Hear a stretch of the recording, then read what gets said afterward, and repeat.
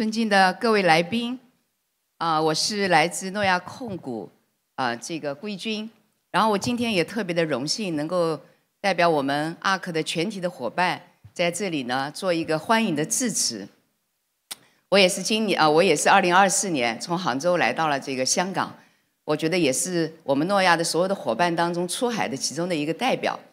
那我觉得香港是一个非常神奇的地方，它是一个国际的大都市，但是它很小，它的土地面积只有1106平方公里，它其实跟我们浙江的义乌那么大，它只有上海的应该是1/6，是我们深圳的1/2。它虽然很小，但是不妨碍它是全球第3大的金融中心，同时它也是一个世界上最具活力也非常有竞争力的这样的一个国际大都市，所以它也是全球一个国际贸易和这样的一个海港中心，所以也有很多的这个内地的企业家们，可能在几十年以前，他们很早的就来到香港创业。那诺亚呢，因为是在12年以前，我们在香港设立了自己的分公司，所以我今天呢也是代表前面我就稍微的分享一下。我觉得诺亚控股作为一家在2023年在中国的上海成立的这样的一家财富管理公司，我觉得诺亚控股它是深而全球，因为虽然起源于中国的上海，但它在2010年就在美国的纽交所上市，在2022年同时在我们的这个香港也是在香港上市，第2次上市，所以从2012年开始就从中国的这个香港开始布局全球，所以诺亚是一家至今为止成立时间已经超过22年，也有2000名的财富管理、资产管理以及综合服务的这样的一支专业的团队。我们至今管理的资产规模已经超过了2400亿，服务的客户的数量超过了40万人。那当然，这个过去的这个时间里面，就是诺亚作为国内最早的一家财富管理公司，我们一直以来以专注、稳健或者说是保守的这样的一种策略，在2地我觉得做了一个重要的一个上市，而且诺亚从上市的第1个季度开始，我们已经连续56个季度实现了盈利。我觉得这也是我们在座的各位这个客户对于我们诺亚的一如既往的这个支持。虽然过程当中其实诺亚也走了一些弯路，但是我觉得因为有大家的支持，也有诺亚人的持续的努力和奋斗，所以今天我们在2024年的9月份，我们在海外做了一次诺亚控股品牌的国际品牌的全面的升级，所以有了我们今天的 ARK。 所以诺亚今天的商业模式，经常会有朋友问一句，你们到底的商业模式是什么？那我想说，我们最主要的3大的支柱业务，包括我们的财管，也就是 ARK， 国内我们叫诺亚，海外我们叫方舟，英文名就叫 ARK。同时，我们有2个最重要的支柱，另外一个就是资产管理业务。我们在国内的品牌叫做是歌飞，当然至今为止，它也是国内最大的母基金的这样的一个资管公司。我们海外呢，就是橄榄枝的意思，名称叫 Olive。另外我们有一个做家族传承的，我们也称为综合服务的国际荣耀，是 Gloria。所以呢，我们最重要的3大支柱业务就是财富管理、资产管理以及我们的综合服务。那ARK，我觉得这个自从2012年我们在香港成立以来，我们从产品起步，从运营团队跟我们的科技支撑作为我们的2翼，所以最重要的，今天我们希望能够在海外，ARK的定位是成为全球华语投资人的最重要的或者最首选的海外的财富管理平台。我觉得这是一条艰难之路，因为至今为止还没有哪一家专门从事华语客户的财富管理公司成功过。我们想要借助于过去22年在国内做财富管理的这样的一种经验，包括我们的失败的这些过程当中得到的这些经验的教训，所以我们通过12年在香港的奋斗，我们已经获得了17000个海外客户的认同，我们为他们累计实现配置的这个 AUA 的余额达到了87亿美金，我们也为这些海外的客户配置过26.5亿美金的保险业务，同时也为超过500个客户做了一个设置了海外的家族信托在香港。当然，就是因为我们是一家专门服务全球华语客户的这样的一家财富管理公司，今天我们最重要的3类客户，最主要的是在座各位，在座的各位是我们这么多客户当中的最重要的这个代表，包括已经出海和即将出海的这些个人和企业。有可能你们的资金出海了，但是因为你们的家人，包括你自己以及你的企业还在国内，所以就相当于我们的第一类或者是即将出海或者已经出海的这一类客户。同时，我们也希望能够在香港能够服务已经出海到香港的、已经移民的这些客户，同时也希望能够为出海20年以上的这些华语客户，因为我们讲中文，我们给大家提供的这个合同，我们既有英文版，同时我们也有中文版。最重要的，我们可以甚至是双休日，我们也愿意服务各位。那我想，其实作为一个中国人，虽然我们也有很早的下南洋的这样的一段经历和历史，尤其是我们来自福建的这些客户们，但我想作为一个中国人，在家千日好。我们希望我们因为有我们在香港，未来我们在新加坡以及我们在美国，能够让诺亚的这些客户们，即使在家千日好，在海外也能够找到有这样的一个地方，能够为大家解决来到海外的前期的一些生活的基本的一些服务。所以呢，我们今天是全球持牌，我们在本地、当地，尤其是在 Booking 当地的这些财富管理公司，当然是要持牌合规的运营。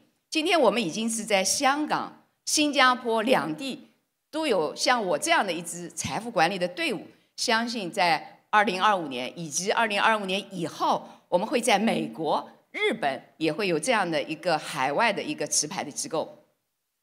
那我想做财富管理最重要的是信任。我在诺亚已经有10年的时间，之前一直在农行工作。我在过去的10年里面，我得到的最大的感受，我觉得这个行业要做长期，要做时间的朋友，最重要的是能够获得在座的各位大家对我们的认同和信任。我觉得这不是靠语言能够获取的，也不是说我在台上能够讲得多好，大家就会信任我。最重要的是在我们的每一天，就像今天早上，我刚刚上来的时候，就跟我们宁波的一个客户做了一个短时间的、比较深度的、坦诚的交流，他也给我提出了很多的意见和建议。所以我们觉得这支队伍除了我们的激情，我觉得他说最重要的还要有专业。可能今天来到海外的这些客户们，因为可能你不需要我提供很多的服务，但最重要的是要我们足够的专业。所以呢，我想我们在财富管理、资产管理和综合服务方面，我们在香港已经有300名的通过12年时间的奋斗，我们到今天为止搬了3个职场，已经拥有了一支300名的这样的一支队伍。在美国有30位，它是成立于2017年，在我们的这个纽约、硅谷以及洛杉矶3地都有自己的办公室。同时我们在新加坡也是从2019年起步。今天这个创始人汪劲波，他把很多的时间也是放在新加坡，希望以新加坡作为一个起点，能够辐射东南亚的这些华语客户的这些服务。那我想在这样的一个大航海的时代背景之下，作为企业全球化，作为国内企业走向全球，大凡作为中国人不愿意服输的这样的这个中国人，以及我们的家族财富管理遇到了一个这样的一个全球化的历史性的一个机遇，这是一片可望南极的蓝海。我觉得需要我们每一个人付出时间和精力，就像你当初在国内开始创业一样。所以就是创始人一直告诉我们一句，你要从头，你要俯下身子就像你刚刚来到诺亚的时候一样，要一个客户一个客户的好好的去经营。那我想未来的这个10年，对于我们在座的每一位，也包括诺亚在内的这样的一个出海的企业，我觉得遇到了也是一个很大的历史性的机遇。但是最重要的是要我们敢于向这些未知的领域去迈出最重要的一步，我们敢于出来。所以今天的各位，我觉得在这个岁末年初的时候，也是放下手头繁忙的工作来到这里，特别的感谢和感恩大家。所以在未来的这个新的一年里面，也祝大家这个万事如意，这个事事如意，同时呢，能够祝各位的家庭和事业双丰收。谢谢大家。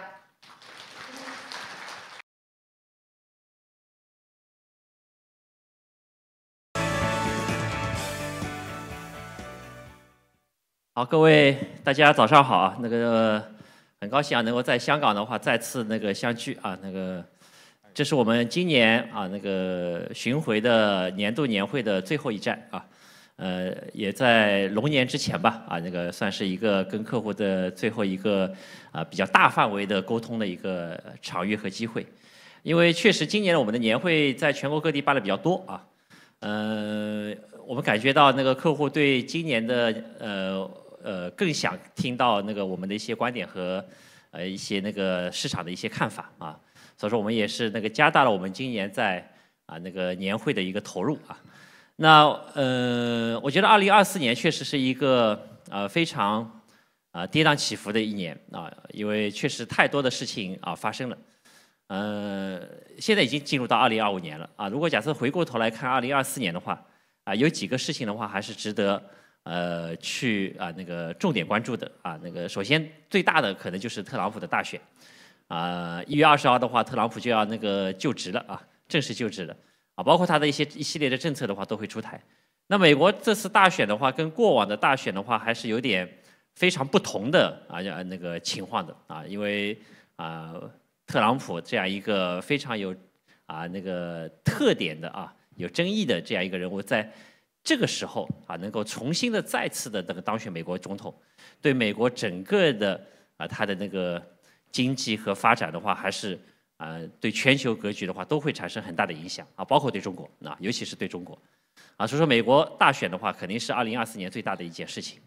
那其次的话还有黄金价格如果假设全球的话，现在确实地缘政治的冲突非常多黄金的话一度冲高回落一段时间，现在的话又再次逼近历史的高点，代表了全球避险情绪还是依然的非常的强烈因为大家都担心嘛一旦是打仗就是全部冲突的话就有可能会带来更多的通货膨胀所以说黄金作为一个天然的一个避险的工具就是所有的全球的话都把它作为一个储备的一个资产来作为一个投资还有一个就是数字货币虽然说数字货币的话离我们过去的话可能不是那么的近，也不是那么的熟悉，但确实数字货币尤其是以比特币为代表它创了历史的新高一度突破10万美元现在的话也接近10万美元那数字货币的话其实也代表了一个新的一个时代的开始这次的数字货币的热潮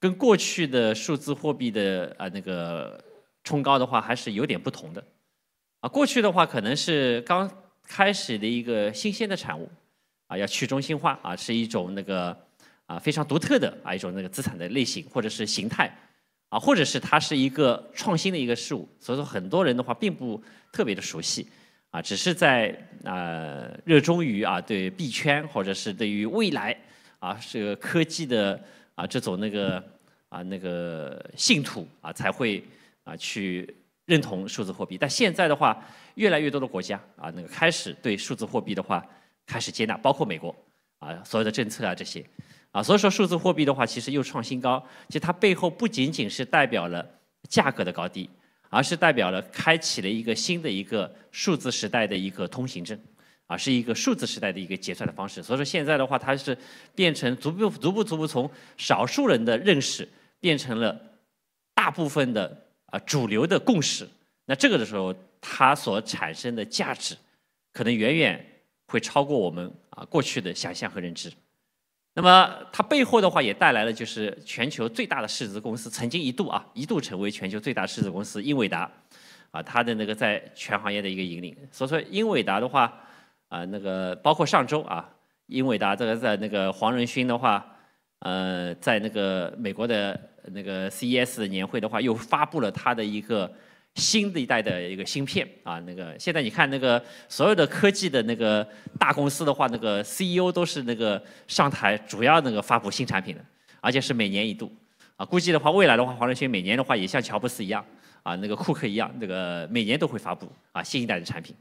那么他今年发布的新一代产品那个50系列那个5090的系列的一个芯片超算等等这些的话，确实在芯片上面的话已经打破了摩尔定律，而且的话，它对于那个个人的在 AI 时代的应用方面的话，提供了非常重要的硬件的一个基础今天上午我们晨会还在说，如果假设看它的那个上面的那个发布的这个多好，但是看看它的供应链情况怎么样包括台积电，包括鸿海这些台湾的一些那个它的那个制造业的那个生产那个 AI 芯片的这个基本上的话开足了马力在那个做订单所以说它其实这种那个需求的话是非常非常旺盛的。那么这也代表了 AI 时代的话会进入一个加速的一个时代当然了如果假设第5个我们说那个去想回顾中国回顾全球的那个世界的那个最重要的几件事情，那我们身处中国，肯定还是对中国的整个的经济的话还是要有一定的关注的。那中国政府在去年9月底9月24号开始陆续发布了一系列的一个政府的这个救市措施，从股权到经济到那个整体一系列的。那这个措施到底是现在未来会效果怎么样我觉得还是拭目以待的。但至少它现在出台了那个史无前例的那个最大力度的救市措施，本身就代表了本身的中国的经济还是面临一个非常非常大的一个挑战。是需要去修复，是需要去那个有些政策的这个来带动的，但是它能不能多长时间能走出那个经济的一个低谷我觉得这个还是需要具体的去观察和分析的。那所以说我们说现在这个时代其实是一个新周期的一个开始这个周期的话不仅仅是传统的经济周期，它更蕴含了科技周期在背后的那个 AI 的时代的一个更新的迭代。更重要的其实还有一个就是政治周期现在这个时候政治周期所产生的对于各行各业方方面面的影响都是那个需要高度的一个重视，比过去任何时候都变得尤为重要。不仅仅是美国，还有中国所以说现在的话它其实是一个3个周期的一个叠加。那么在这样一个周期情况下，它所面临的复杂面，以及我们在财富管理上面在投资上面应该面临怎么样的一个选择和重新的一个在洗牌过程当中如何去把手中的资产进行重新的调配、重新的更换，换一手好的牌，这就是需要我们在这个时候特别关注的。特朗普的大选对于新政策来说的话，对于全球影响是非常大的，尤其是对中国。去年中国的贸易那个出口是增长还是比较快的所以说那个撑住了整个的中国的 GDP。但实际上的话，很多时候的话是对于未来的一个透支因为大家都预计特朗普上台以后的话就要加关税了姑且不说他不太可能一下子加到60%的关税，各行各业，但至少平均10%到20%，缓步的那个增加的话肯定是需要的所以说各个那个就是贸易那个都会那个这个提前的一个囤货提前的采购所以说那个出口的话，中国又是传统的出口的这个大国所以说在这个上面的话那个2024年出口是比较好的，但是2025年的话，其实特朗普的那个对于他的一个新政已经是非常明确的这个新政的这个策略的话那这时候的话，那个对于中国的那个出口的压力是非常大的。还有就是他本身自己的那个就是那个美国，他就是特朗普是一个我们说交易型的商人型的总统，在美国历史上面的话都不太出现啊，所以他这样一个那个独特的这个人格的人设的总统的特性，他提出来重新回到美国，让美国重新强大啊 ，Make America Great Again 这样一个策略，就会让整个全球整个的那个过去的这种那个已经形成的这个经济的一个秩序的话，都会重新在这个打破的一个过程。更何况的话，特朗普背后的话还成立了他邀请了那个马斯克加入了那个作为一个智囊作为那个政府效率部门的一个来改善美国的政府效率。大家想一想，美国的本身的就是一个小政府如果假设美国的政府效率再重新再进一步提升的话，那它的那个对于企业经济的发展的动能会产生什么样影响？所以说今天这两天的话都一直在说，本来是今年呢还要有几次可能是都市场一致性预测的话是2到3次的降息，但现在的这几天的那个数据出来特别好所以说那个降息的话呢，在1季度的降息的话，基本上的话这个预期的话就降低很多了在这样一个情况下面美国本身的那个也看到它经济的这种韧性虽然说美股市场有调整，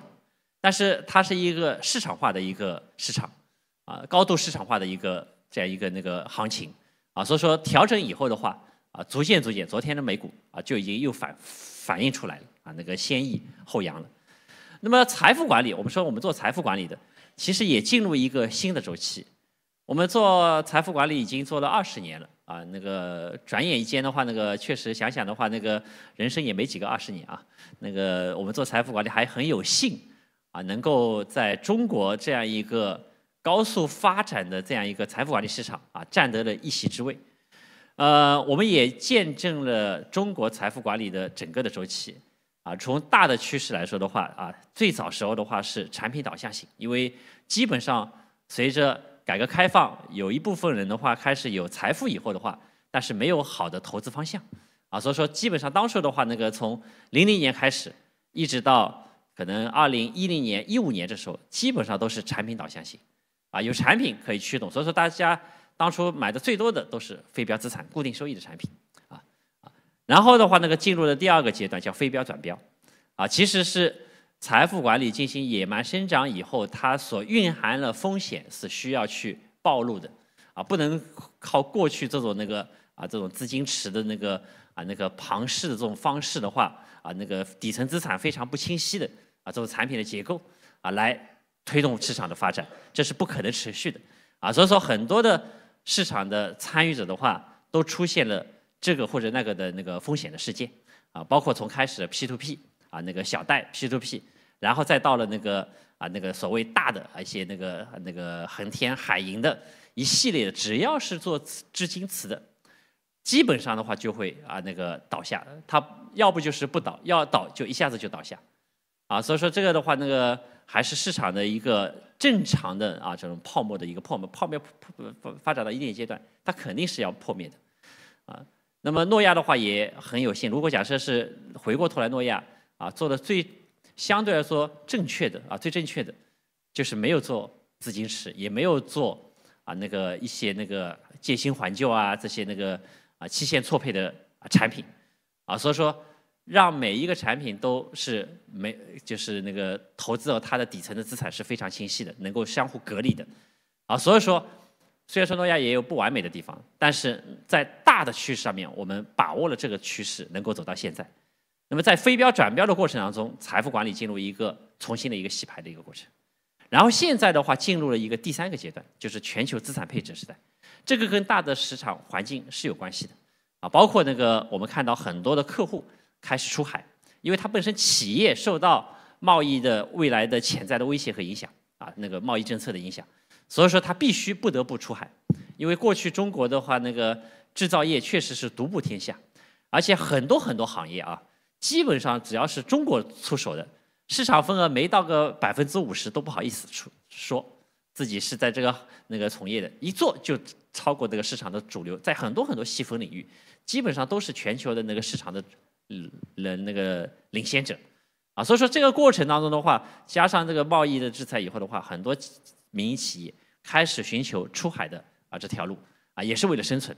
那么企业出海伴随的一定是会有很多的资产全球配置的一个开始，再加上现在这样一个全球的形势和中国本身的一个经济出现的一个周期的一个阶段性的一个情况所以说全球资产配置可能是在未来对于中国的财富拥有者来说是一个非常非常重要的一个那个课题，或者是它的一个展现形式那个进行那个必须要把财富的话进行全球的配置。那诺亚的话也在这个周期过程当中的话，不断的去适应市场的变化在做自己的一个变革的一个调整我们在2019年的话，这个经历一个非常大的风险事件这个大家也知道。但从此的话，拉开我们那个整个的业务的模式变革在那时候的话，我们清退了所有的非标资产，正常结束除了那个项目以外基本上的话，在2021年的话那个在中国房地产出现系统性风险的前夜，顺利的退出了中国的房地产市场，把非标资产的话也基本上全部结束所以说诺亚现在的话，它的那个整个的客户的资产结构还是非常的健康的。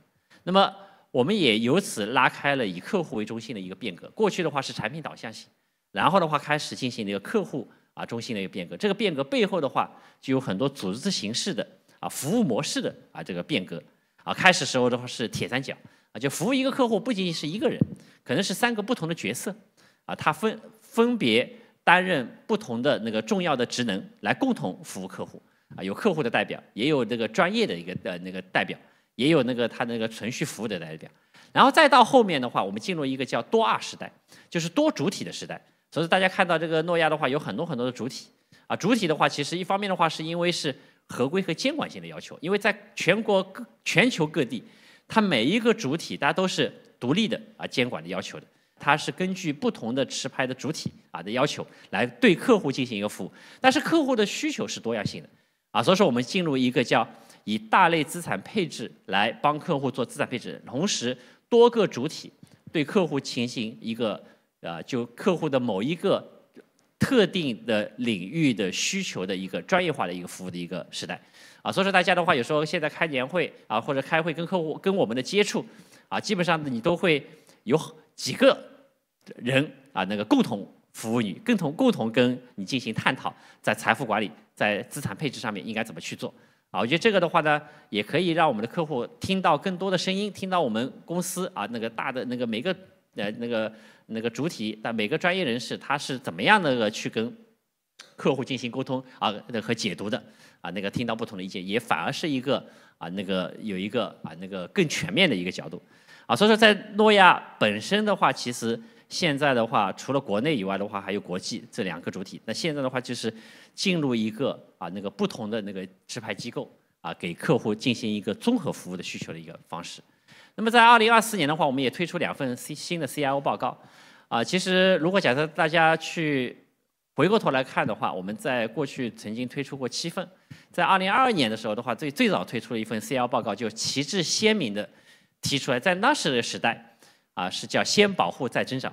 就投资的时代的话不是靠在中国的话这个进入那个增长那个投资时代，而是先应该把自己的话呢更多的财富保护起来所以说这个在2022年那个疫情风控的前夕我们在那个就提出了那个就我们的 CIO 的一个观点。那么到2024年的那个走到2024年，我们在上半年提出的观点叫把握小确幸，投资大趋势。小确幸就是概念，在国内的话呢，其实你在投资上面的话，要更多的去寻找一些确定性的投资机会，它可能没有太大的趋势性的机会但是在国际上面的话呢，你要一眼就看到房间里面大个子就是代表了全球市场最重要的投资机会 AI 时代的已经临近了而这个投资背后的话，可能会带来一个非常大的一个长期的一个投资的一个趋势所以说我们的主题叫把握小确幸，投资大趋势。但是这个观点提出来以后的话，客户在接受的过程当中还是需要一段时间去消化。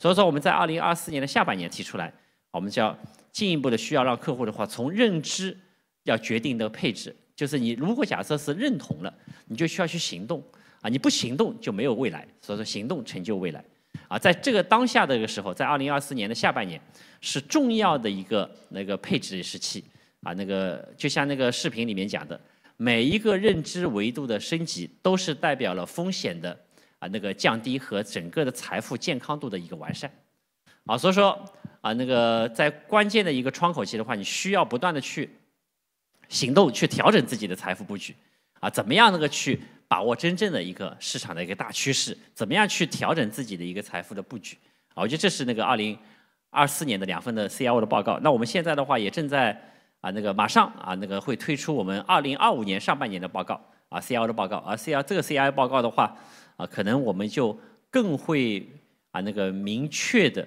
帮助我们的客户在执行上面去看到未来的趋势到底发生什么样的变化，尤其是应对在面对美国大选落地以后中美的政策越来越明朗化以后，到底在财富配置上面应该怎么样去做调整那么我们在这个 CIO 报告下面的话，我们也有一些除了理念以外，报告是一个理念的一个传播我们也有很多的方法论落地帮助我们客户去执行这个方法论的话，我们在2024年的话推出我们叫345资产配置的一个全景的一个方法论。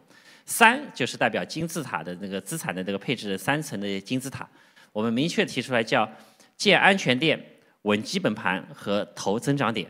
安全垫就是你的底层的通过资产的信托、隔离、保险等等这些的话，是不是能够让自己的底层资产是一个基座是打的是很稳健的。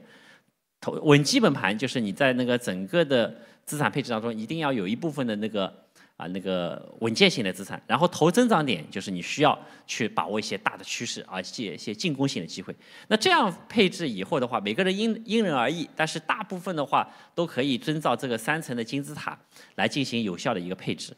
同时的话呢，如果假设是这个配置的理念大家是认同的，你要关注自己的4类的账户，有成长配置账户，有流动性管理账户，有底仓配置账户，还有就是保障传承账户。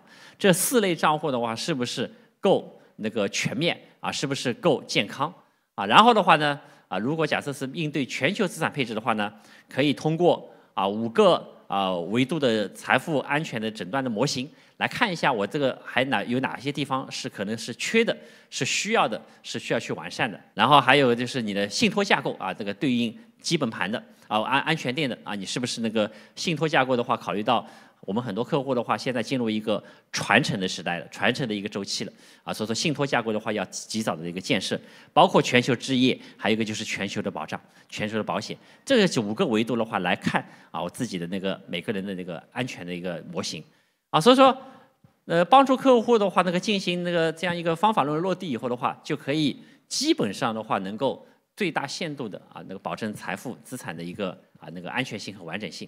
那么在资产配置上面的话呢，最重要的就是要考虑到3个要素。第一个的话是地域的选择投资在一个正向的贝塔市场那是非常重要。这个地域的选择，你不能选择一个它是市场的话没有向上贝塔的那全球各个国家和地区它都有周期，那么你在过程当中的话，你在地域选择上面的话，就需要去去进行识别到底是你觉得未来哪些地域的选择它是更有向上的一个机会的，而这个向上的机会更多的是我们去投资一些法治化的市场化的这种市场，而且它代表的话底层的经济是有韧性的，是有发展的动能的这些市场的话呢，我觉得是我们主要的一个配置的一个市场。那第二个的话就是在这个地域上面的话选择你需要遵从资产这个胜率和概率就是你要尊重概率因为每一个资产的话它都有价格向上的可能性多少，以及它的向下的风险可能会出现多少。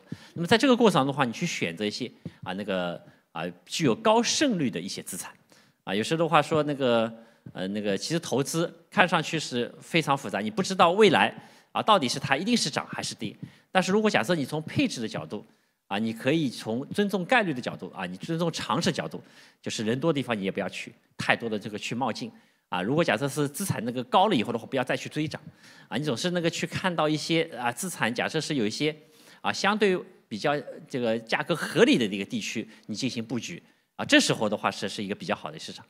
那么第3个的话就是底线思维因为资产配置的话，核心是安全性它并不是完全让你去那个永远能够投到全市场表现最好的一个资产，你也不可能 all in， 因为每一个资产的话它都有风险性所以说在那个资产配置上面的话，你要考虑到万一有一类资产你看错了，不是那个看得很明白，但是你依然有纠错的机会，你依然可以让自己的整个的资产配置留有未来重新再起来的一个机会的话，那这时候的话才是抗风险的一个最重要的一个前提和保障所以说资产配置的话，它其实核心是让我们的客户能够每一个投资人能够在这样一个不断变化的市场当中，寻求一个相对稳健的一个积极的向上的不断增长的这样一个资产的一个组合但是它背后的话就要遵循一些客观的一些规律。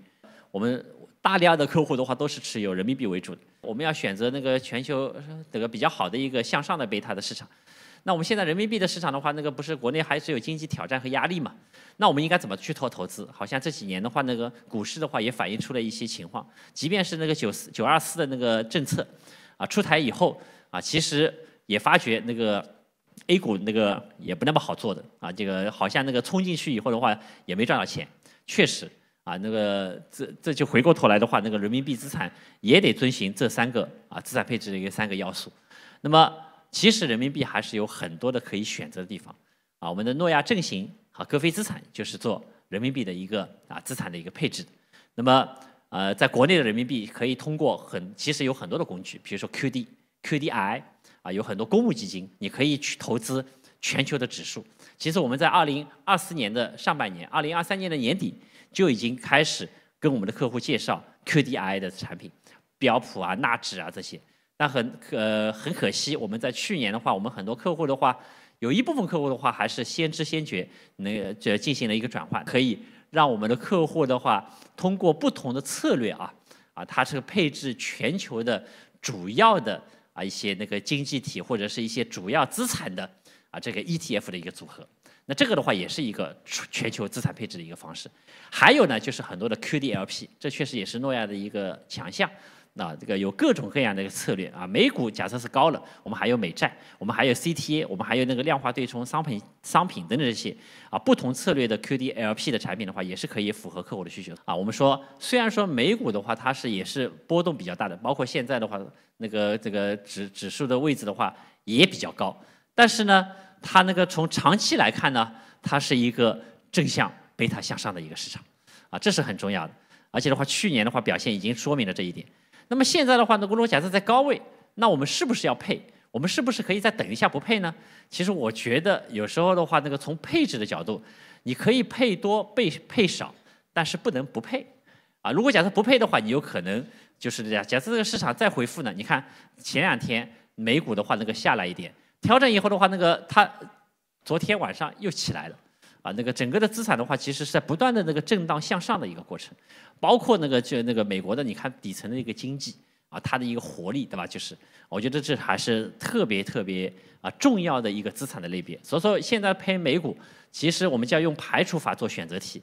你做传统的题目的话，是不能够解决到底你解决配还是不配。如果假设你想想看，如果假设你不配置这部分的资产，你可能对整个的资产配置上面会不会产生更大的风险这是我们需要值得思考的地方。因为确实人民币的话，要配很多资产的话是不容易的。我们在海外的话推出了3个系列的品牌，其实也有很多客户说，你看你们诺亚的话，我们记一个诺亚不就好了吗？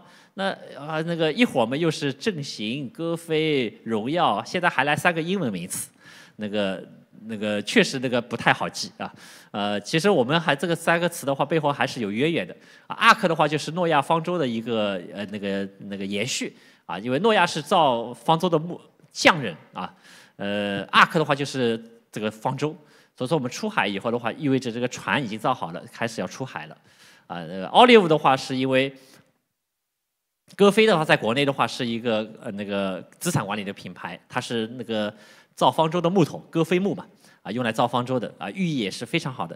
但是在海外呢，老外不太认识这个词，因为老外的话呢，这个戈飞这个词gopher 在英文圣经里面只出现过一次，就是那个造方舟的木头。很多老外的话，虽然说他老外很多都是那个基督徒，他说他也没看到过这个词，原来是gopher wood的。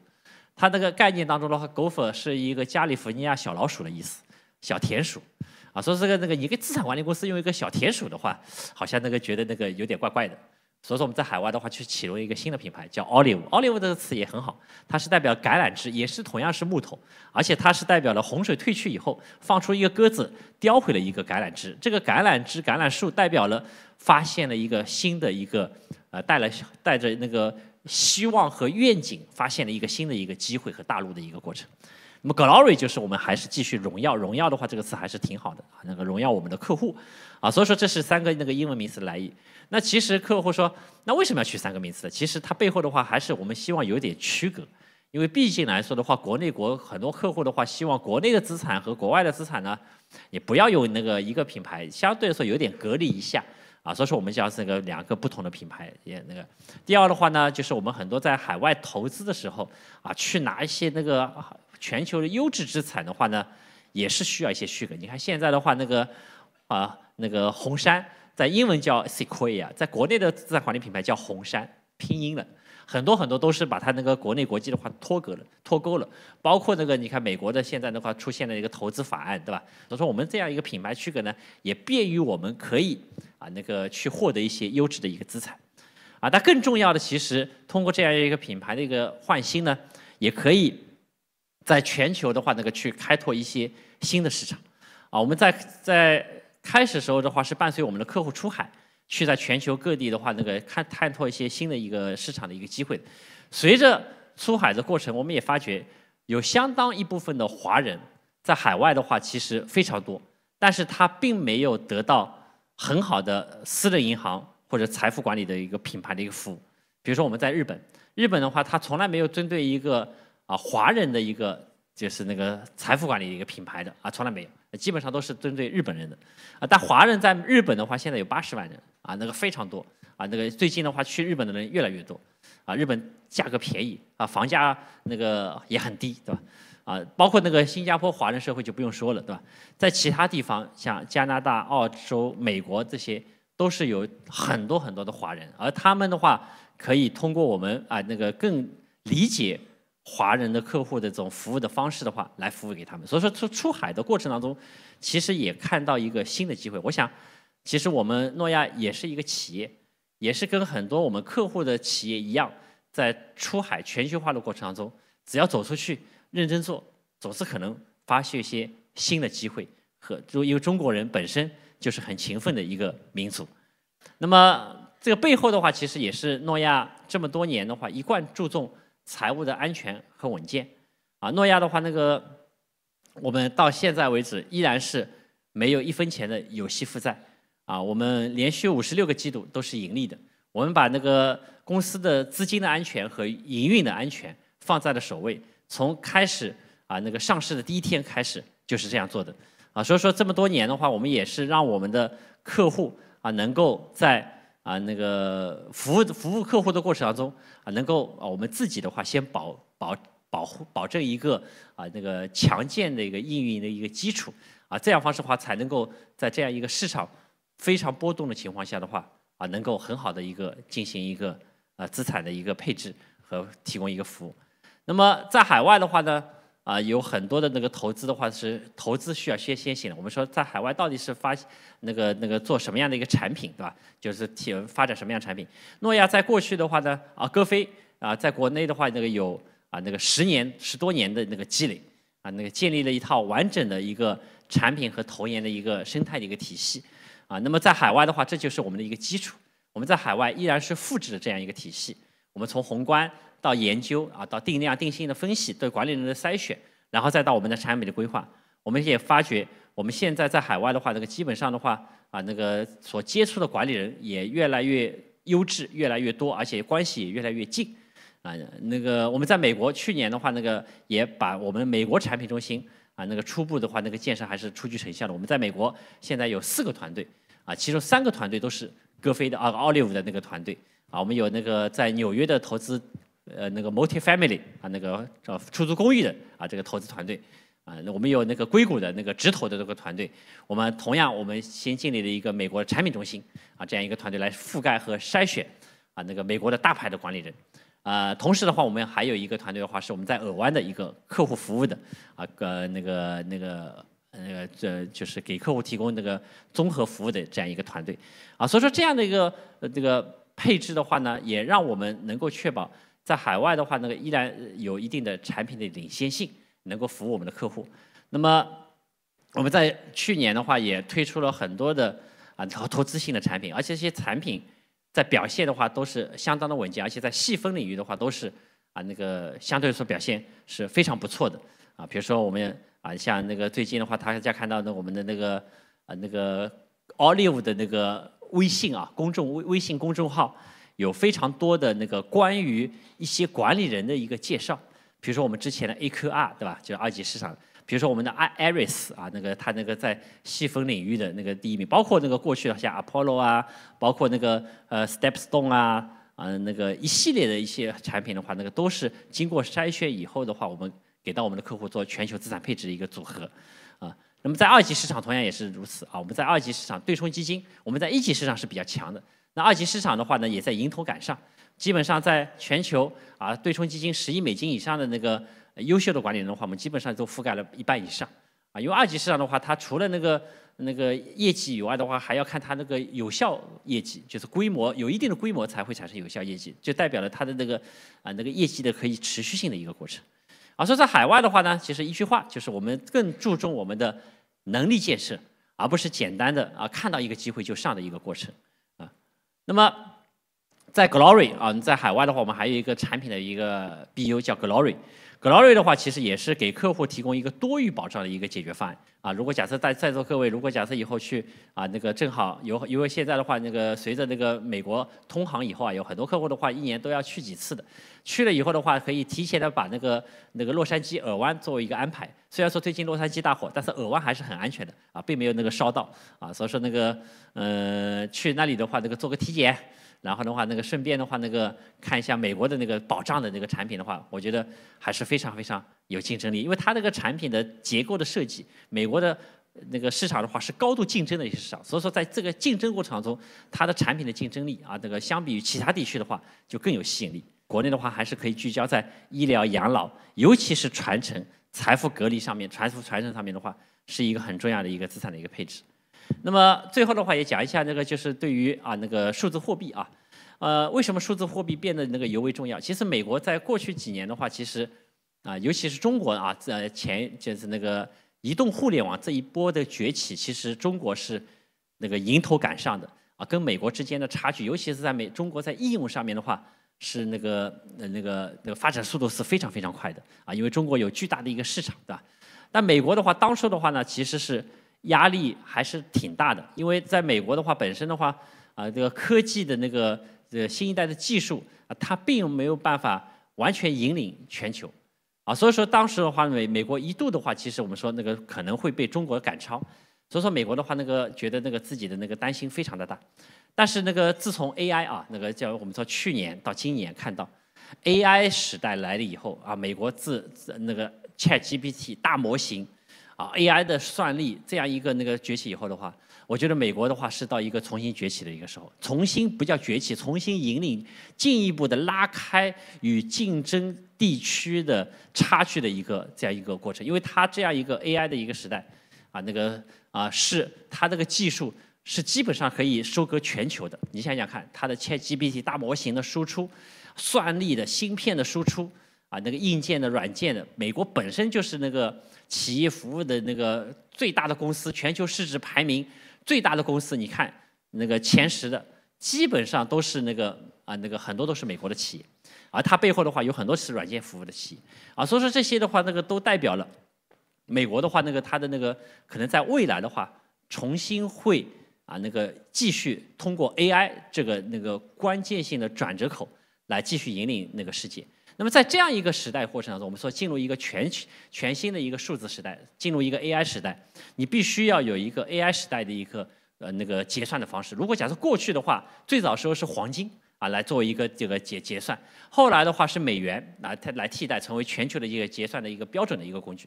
那未来的话，在数字时代，有可能会成为比特币或者是一些其他的数字货币会成为结算。大家想一想，如果假设是 AI 和 AI 进行交易的时候，那它通过什么样的方式来进行结算和交易？这个可能是一个已经有点超出我们想象的一个范畴了，但确实它就在发生。我们在跟很多的那个 VC 也好，很多的科技业的那个市场的交流的过程当中，啊，你很难想象这个 AI 的那个进步的速度会有多快啊，这个。那么在美国的话，基本上你看最大的那个算力公司都是在那个美国，英伟达这些代表啊，那个最大的那个模型公司也都在美国啊，所以说美国的话，在说未来的话，你不可能 miss 掉它这样一个投资机会，因为资本市场，资本是全球是可以自由流动的，所以说为什么美元现在特别强啊？虽然说我们也认为美元指数现在在高位，但是它所代表了就是背后的话是全世界对它的认同。啊，所以说这个数字货币是非常非常重要的一个资产配置一个那个类别。那么诺亚的话，在过去这么多年的话，在科技上面的话也持续的投入，我们也在持续的去利用那个学习 AI 那个融入 AI， 然后是让 AI 的话在我们自己的业务模块的各个角度的话进行一个那个融入来提供给我们客户一个比较好的一个这个服务和体验尤其是我们在去年推出的前年就推出了人民币的那个资产配置的这个综合存续报告，我们去年推出了美元的那个就是海外资产的综合存续报告，让客户可以一目了然的随时随地的只要你现在提出需求，就可以我们的那个服务团队根据你那个就是在诺亚的整个的资产的情况，一键是生成最新的你的持仓的明细图。帮客户进行一个存续的解读，我觉得这些的话都是科技赋能的一个提升。所以说，你让我们的客户不仅仅投资，还在投资的整个的过程当中知道我的资产情况是怎么样我的那个整体的情况怎么样，我每一个资产的明细情况怎么样，都可以一目了然，也可以投个透明投一个它的那个信息的一个透明度的和安心的一个感觉那么我们在海外的话，其实全球地缘政治压力也挺大。那我们的话在资金营运方面的话，其实也是一如既往的保持一个安全性的一个角度所以说我们在全球的话，资金的话，我们依然有一个那个就是客户资金那个管理的基金的资金，还有公司自有资金，都是遵循一样的标准在在我们的全球的一个资金营运中心的一个统一的策略下面去寻找。就是给各个银行的话进行打分，让我们的资金三类资金的话都存放在比较安全的一个角度。那么还有一个就是海外的合规，海外的每个地区的监管都是那个都有那个一定的要求的我们那个对于合规的话，就是不仅仅是100%，我们就120%的态度。一方面的话是在每一个领域的话都要符合当下的合规，但还有个就是要预判未来，因为中国的监管政策确实不断的在发生变化。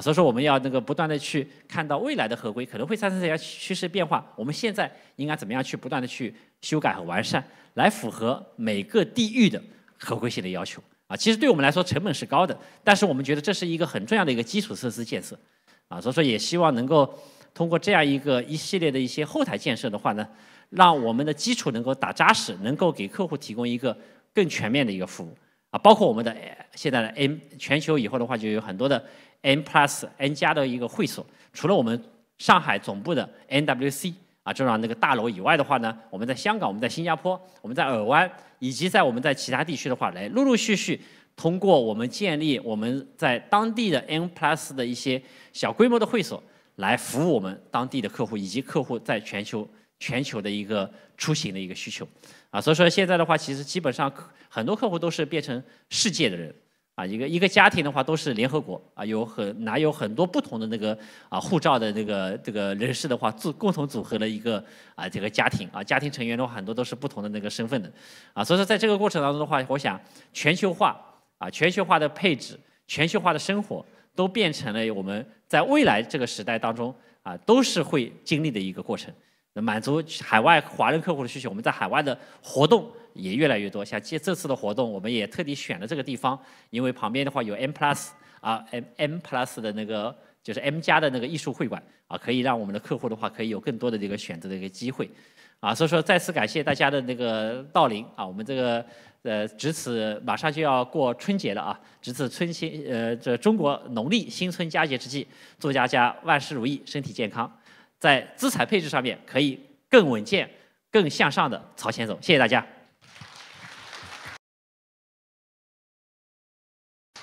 It is such a pleasure to be back in Hong Kong. It's my third trip here over quite a number of years. Last time I was here, we were out on a boat in the harbor celebrating the anniversary of the handover in 2017.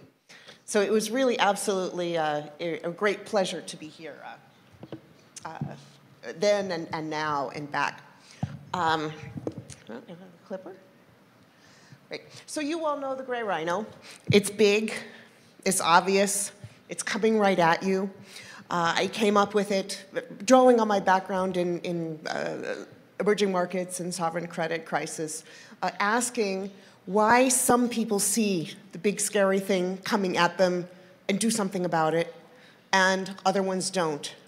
And what does it take to be among the people who see the gray rhino in front of them and not only don't freeze, not only get out of the way, but actually recognize that it's not just something scary, but also an opportunity. And actually opportunities can be frightening as well. So I want to talk to you today about some of the gray rhinos that we see coming at us in 2025, and to remind you and ask you to join in thinking with me about how risk management, actually I prefer saying risk strategy to risk management, because you're not managing the risk, you're managing your response, you're managing the creation of value and the seizing of opportunities. So risk strategy isn't just about identifying what's coming at you, but it's about being brutally honest with yourself about how you're responding, about how your stakeholders are responding, your competitors, your investors, your supporters, your clients, and making sure that you are responding as well as you possibly can.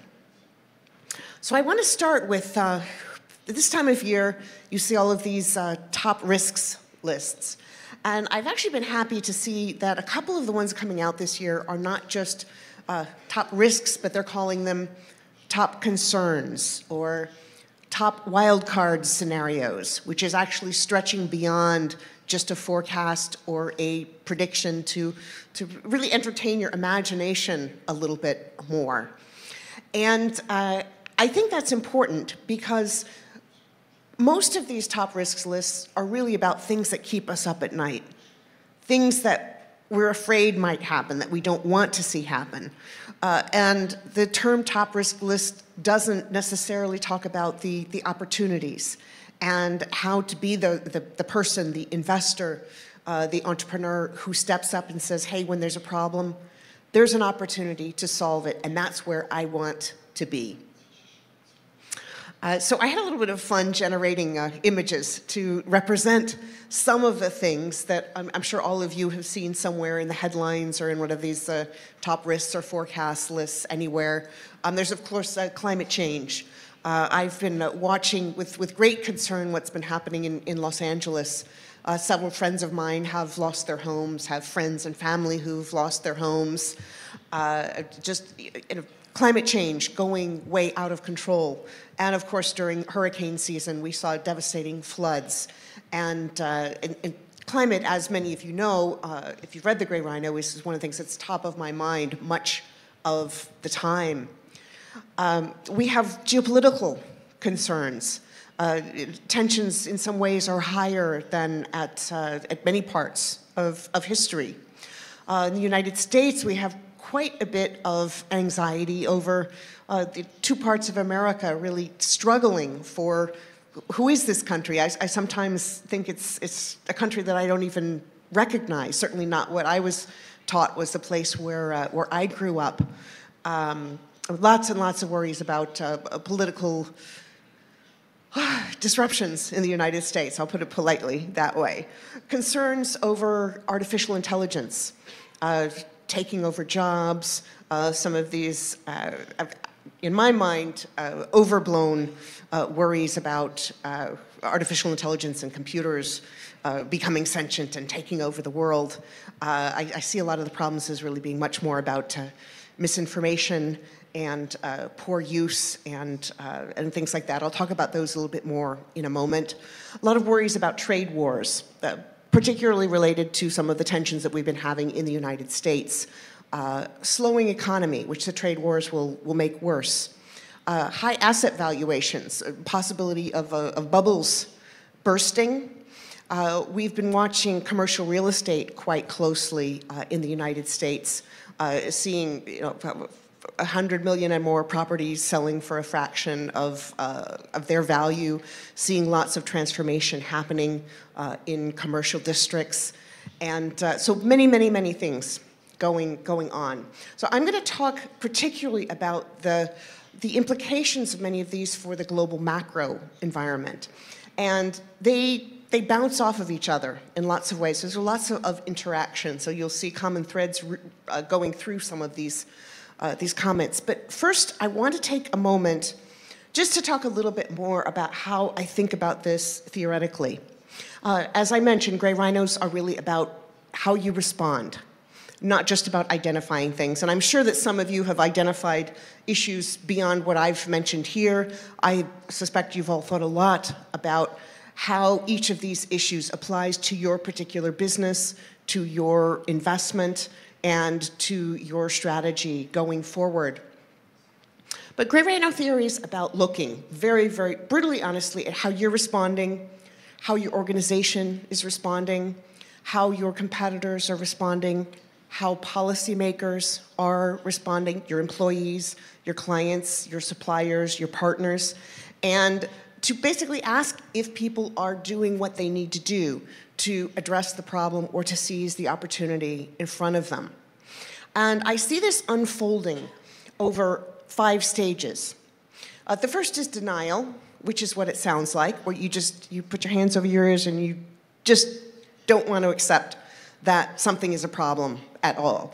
Well, climate change, again, is a classic example of this. I think it's a lot harder to deny climate change these days. I just read a headline that 2024 was the first year in which average global temperatures were 1.5 degrees Celsius above the red line in the sand that was drawn that we couldn't cross. And so I think we're going to see more and more accelerating changes. Usually by the time people come to me, they're not in the denial stage, but some of their stakeholders may be.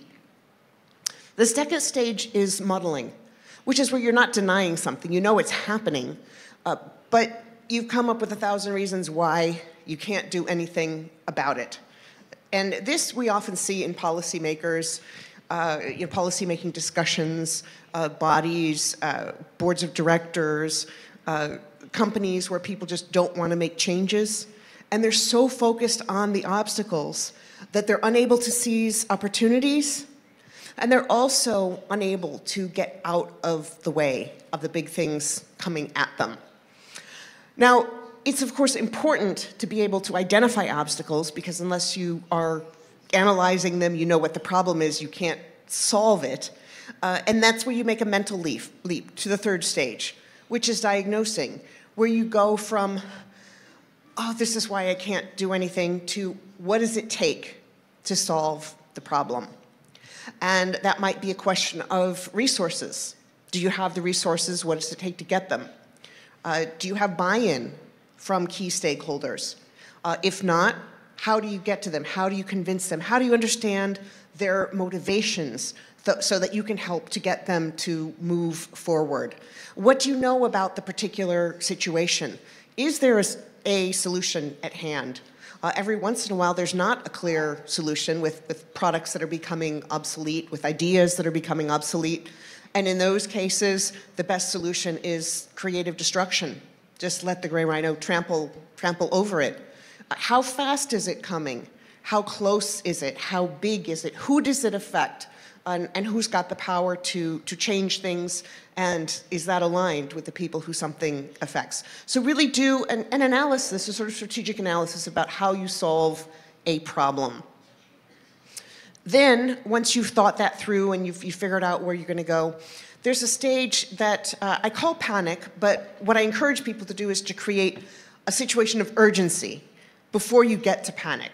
Panic is when everybody is running around screaming, somebody, do something, anything, just do something. And people often do the wrong thing. Even if they have a plan that's been come up with ahead of time, a hurricane response plan, a wildfire response plan, a pandemic response plan, you need to make sure that somebody with the power to implement that plan has the power, that you've given the power to someone to do something, to solve things. And you also need to understand motivations so that you can convince people to act with urgency before things get out of hand, before the rhino's right on top of you and it feels like panic. And then finally there's action, which is what it sounds like. But too many times people stop with action. They said, okay, well, here's the problem. I did something. I'm going to wash my hands of it.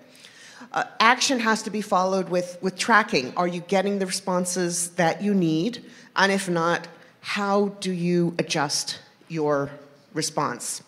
So as I go through some of these aspects of the global macro gray rhinos that are facing us, please keep in the back of your mind, how well are you responding? Do you have an idea of what to do? And in many cases, people aren't sure what to do. I hear that a lot in the United States right now. People are very, very concerned about the situation. And some people say, I want to do something, but I voted against this. I don't know what to do next, and that's a challenge. And also part of it is having the feeling that you've got the power to make a change. And I know that so many of you are entrepreneurs. You are used to taking an idea and running with it and doing something about it. So that makes me very happy to be here talking with all of you today. So just want to run through a bit of a summary of the things that are on my mind. And I've listed here for you the sort of the challenge side of things, but also the potential opportunities that each of these global macro gray rhinos creates. The business cycle is shifting. We're seeing slowing growth.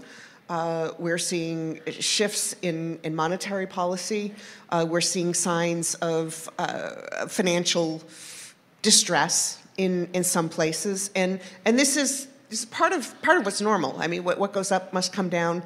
Business moves in cycles. You can't count on having a boom forever. We've just come through a very challenging several years with huge liquidity, which has been pulling back. The flip side of this slowing growth narrative is that that's when you see creative destruction and innovation. Recessions are when a lot of startups get together and they get their motion. People change their risk calculus. They realize they might not have the steady job that they had, and it's time to really make a leap of faith. They've got less to lose. It's often the time when people go back to school. So people's risk calculations change, and there are opportunities in this growth slowdown. You also see periods where venture capitalists have been throwing money at all sorts of startups, obsessed with blitz scaling, and not realizing soon enough that some of that money is not going to great use, to crazy parties and tequila for the CEO and who knows where that money is going. The second one is high asset valuations. And this, of course, it's very different in different markets around the world. But I'll go into some more indicators on that soon. And a lot of people are bracing for lower returns in the public markets. In bonds, people are looking at a turning of the cycle as maybe rates stay higher for longer. Stock markets, as the economy slows, you're not going to see forward earnings as high as they have been. And so that has the potential to create bargain opportunities going forward. Debt tipping point. Certainly in the United States and consumer markets, we're seeing some pressures. We're also seeing with rates having gone higher over the last couple of years, there are some companies that didn't get a chance to push out maturities during the low rate times of the pandemic that are going to be seeing some trouble. We're certainly seeing some pressures with governments, but that can lead to distressed asset plays. I began my career writing about and then becoming an analyst for emerging markets debt in the early 1990s. And so that's the world where a lot of gray rhino theory comes from, distressed sovereign debt assets. And I think that there are lots of opportunities. My point has always been it makes much more sense to recognize that something's unsustainable quickly and deal with it, do the debt workout sooner rather than later. So I think there are going to be lots more investment opportunities there, and we've certainly been seeing that in commercial real estate in the United States already. Monetary policy challenges. We're seeing monetary policy not working the way people think it should. We saw the Fed in the U.S. lower rates last fall, and market rates went up instead of down. At the same time, we're seeing lots and lots of digital and fintech innovation. You've heard a little bit about that in the comments a few moments ago, and that's also providing some opportunity for new access to credit, new financial tools, new ways of money flowing. Climate extreme weather impact is creating opportunities for climate tech investments, finance opportunities, and there's a real sense of urgency that has been growing over the years. But I think that the Los Angeles fires, for many people, are a real wake-up moment that we need to be going even faster. AI, huge investments. So many companies saying, now, with AI, but you're not sure what they actually mean. Lots and lots of projections all over the place over how much productivity AI investment is actually going to create. So I think that there's been a lot of good money going after bad. That's going to be sorting out. And I think there's a lot more focus on what's a quality AI investment in terms of both companies putting it to use, but also new applications of it, new products, new offerings. And then the trade war situation. Threats of huge tariff increases, which are a huge concern. And the flip side of that is something I think we've been seeing in some of the conversations here, some conversations that I heard in Beijing last fall about different approaches to globalization. So that's the opportunity in there. So I'm going to go into a little bit more detail on all of those over the next half hour or so. Starting with the slowing global growth. The IMF estimates that they've been ratcheting down their global growth expectations. See a lot of private estimates also doing something similar. I think you're starting to see a lot more differentiation among countries, imbalances, and different positions in business cycles in different parts of the world. So it's going to be increasingly important to differentiate geographically. And I think that there are going to be growing opportunities in emerging markets again. Again, you're starting from a lower base, which makes it easier to grow faster. And I think that there are going to be some policy pressures to change some of the imbalances, both within countries and between countries. You're going to see an increasing focus inward among countries. That's part of where this protectionist impulse is coming from.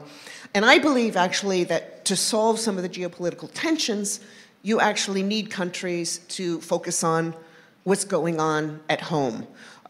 Because often politicians go back to the oldest trick in the book. Is that when they're not quite doing things right, they try to blame it on another country, to blame it on immigrants, to blame it on whoever else, to distract people from what they're doing. Risk-reward calculus changes. during slower growth periods. As I mentioned before, that's when a lot of startups emerge. It's when a lot of people identify new problems. It's when many people are forced to take a step back, and during that time come up with new ideas, new priorities. So there's a huge potential for innovation coming out of this slower growth period. Monetary and fiscal policy constraints. We're seeing in many cases monetary policy not acting like people hope it will to boost growth. Governments had been deficit spending so much during the pandemic and continuing afterwards, many of them, that the purse strings are going to have to start closing. I saw one projection that the average government budget deficit in 2025 is going to be 5.5% of GDP. Which is quite high, and only a very small percentage of countries are not going to be running budget deficits next year. So you're going to be seeing all sorts of fiscal pressures. You're also seeing the interest rates that countries are paying on their national debt going up. So you're going to see less flexibility among governments to solve problems. And this could be leading to a stagflation equation. But again, this creates a window for creative destruction and innovation. And it also creates an opportunity for people who are willing to invest patient capital, to see where things are going.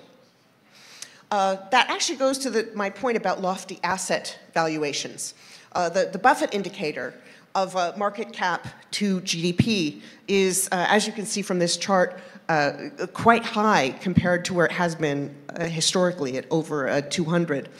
And so that's an indication that public equity markets are getting kind of toppy. You also look at estimates of the percentage of the market that is taken up by the Magnificent Seven, the big tech stocks. There are lots and lots of market concentration there. I think you're going to see some opportunities perhaps in other parts of the market, but that concentration means that if those companies start taking a hit, you're going to see some pretty big falls. Slower growth, as I mentioned, is going to lower forward earnings expectations. If inflation is coming back, as some people are worried, well, that might provide some boost for earnings, but that's only going to be nominal terms, not in real terms. And we've seen over the past year in the United States, in Europe, certainly in Asia, some pretty big bumps in the commercial real estate market, pretty big, severe drops in value. We're seeing some innovative plans to reinvent downtowns. They're doing that in Chicago, to refurbish older buildings. What's happening in the US, at least in commercial real estate, is that the A and B properties have been actually holding up quite well. It's the older properties that actually need some investment and are being sold at bargain prices that are getting some of the changes that they need. And many cities are looking at reconfiguring how downtowns are set up. So this is a fantastic example of creative destruction and innovation at a time when I think commercial real estate is a precursor, is a sort of an omen of what may be coming in public equity markets. Debt, similarly, the commercial real estate problems have been tipping over into banking in the US and in Europe. We saw a big increase in debt in the early 2020s for the obvious reason. As you can see from this chart, it's been a mix of both public debt and private debt that had been increasing. The IMF has calculated that last year some of this started falling. I think some of that is because of concerns about lower growth and about some workouts starting to happen. And I think we're going to need to see some more of that. And as I mentioned briefly, in the bond markets, bond investors are quite cautious about things. They're worried about inflation coming back, so they're not buying the U.S. Fed's rate cuts. And I think that we're going to see a pause in rate cuts and that's going to be tough for any rollovers that are going to happen. So far, a lot of companies have taken advantage of the lower rates during the pandemic, so we're not seeing as big rollover pressures as we might, but there are concerns about zombie companies, companies that are not making enough profits to pay their interest, and so they're actually having to dip into revenues to pay back the interest. So that's going to be a drag on growth, and of course, higher government debt also contributes to inflation. We've heard so many times in debt markets, this time is different, and it's not. You can see from this map, there's a certain big country, looks familiar to me, is one of the ones where gross government debt is a much higher percentage of GDP than people might be comfortable with. You're also seeing how government interest expenses have been going up, particularly in mature markets, which is different from a lot of patterns we've seen in the past. I mean, my experience has been with emerging markets, where for many years that was the trouble point. So the mature markets are also the ones that are going to be growing slower in the first place, and so growth expectations are ebbing, and we're going to keep an eye on what's happening with debt, because I think governments and companies around the world, and China, of course, has realized this, that it's not possible to continue this indefinitely. So global monetary policy is fascinating.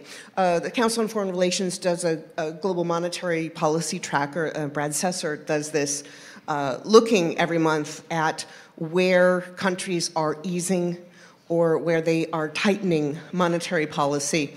And as you can see from the blue on this map, most of the parts of the world are starting to ease, trying to keep growth going, but lots and lots of expectations that that's going to stop because there are worries that inflation is coming back. It's also taken longer than people expected for rate hikes to impact inflation. And that's led to a bigger debate about what's happening with monetary policy. It doesn't work the way people thought it would. And I feel that that's directly related to what's been going on in the crypto markets, the digital assets, that some of that is arising from questions about the status quo in monetary policy and how is that going to change. So it's a time of great uncertainty, which is creating opportunities and obviously some nervousness as well. And I'm not a crypto expert, and I know there are lots of crypto experts in this room, but I think it's worth really thinking deeply about what's happening. Central banks around the world are looking at providing their own alternatives to digital currencies, central bank digital currencies. And this, to me, raises a lot of questions about the banking system. With crypto, I think a lot of people are, hesitant. How do I buy this? How do I use this? Who accepts it? I think central bank digital currencies are likely to, as they grow, are likely to have much greater ease of use, and that could have huge implications for banking systems. As people look at more direct ways of exchanging money. So there are all sorts of issues for banks on top of some of the commercial real estate issues we've been talking about. We've seen many banks, big banks, initially coming out quite vocally against Bitcoin and other crypto assets, and many of them changing their tune, saying if we can't beat them, join them. I think central banks have done something similar. I think we're going to see lots and lots of changes, lots of regulatory developments in those areas, and way too much to go into detail on now, but I think it's something that's very, very important to keep an eye on. Also, fiscal policy. Lower interest rates are the more wiggle room governments have to do fiscal stimulus and to keep their budget deficits within line. So lots to think about there, and many opportunities popping up amid the rubble. So the global tariff war. Shortly after President Trump was elected, he started coming out even before he was elected, was coming out with lots of bluster about tariffs on this, tariffs on that. People aren't really sure how much of this is for real, how much of it is just the way he thinks one negotiates, not really my style. But there are lots and lots of questions about where that's going to go. Lots of businesses feel that it's going to be a question of special preferences for certain businesses who have his ear, who donate to the inaugural fund and things like that. So I think that you're going to see a lot more granular approach. Some businesses are going to be exempt and get special treatment. He has been getting more pushback than in his first term. Some of his cabinet appointment proposals got rejected by people within his own party. And I think there's a very big business lobby against some of what he has been proposing. But nobody really knows what's going to happen. How are other countries going to respond? We saw with the Smoot-Hawley tariffs in the 1930s that when the United States raised tariffs, a lot of other countries did, and it created this vicious circle of beggar thy neighbor policies, and that was very, very dangerous and contributed to the conditions around the Great Depression. As we see, this yellow line here is some of the proposals, the average rate under his tariff proposals, which you can see are considerably higher than that they have been now. It's near the top rate of the average tariffs under Smoot-Hawley, although below the very highest ones. And we all know how that worked out. In fact, the argument pro the North American Free Trade Agreement in 1994 was won in part in a debate where Al Gore said, Smoot-Hawley, this is what happens if you have tariffs that are too high. I think whatever's going to happen, I think you're going to see an increasing shift in production, in manufacturing facilities, re-regionalization, which I actually think is going to have a good side effect for climate terms and also in terms of increasing development in some of the countries that are still called emerging markets. I think it could potentially decrease global inequality. It could boost growth in some of the places that really need it the most. I think that the smaller distance that things travel, the better thing it is for climate, for reducing emissions. Although travel isn't always the biggest source of emissions, I think it's a good thing. So I think we're going to see some really big changes in trade patterns that is going to create opportunities in many, many, many countries. I also think back to the 1980s, where we saw a lot of Japan bashing in the United States. And there was a lot of concern over Japanese investment in iconic U.S. real estate. And eventually, after lots of hemming and hawing and bumps and chest thumping, we ended up seeing a lot of Japanese companies increasing their investment in auto plants in the United States. And I think that might be a model for some of the U.S.-China trade rhetoric. And I certainly think that other countries will be more open to Chinese investment there. And I think that the role of the business community, both in the US and with trade partners, will be incredibly important in shaping how this policy trajectory goes. And also, if other countries raise their tariffs or if they take opposite action, which could actually be a beautiful thing. And then the other part is how this is going to affect currencies. That currency fluctuations might be used to offset some of the tariffs. So depending on what sort of investments you have, there's an FX play. There are all sorts of different ways to take advantage of these. And I don't get down into the weeds of specific investments. I leave that to the professionals, but I think these are trends that affect what might happen with investments. Climate and extreme weather. One of the things that's really struck me about what's going on, particularly in the United States, which is not by far the only place affected by climate disasters, but that in Florida and California, the two states that are affected most by hurricanes on the one side and the wildfires on the other, but also mudslides and torrential rains, is you've seen insurers pulling out.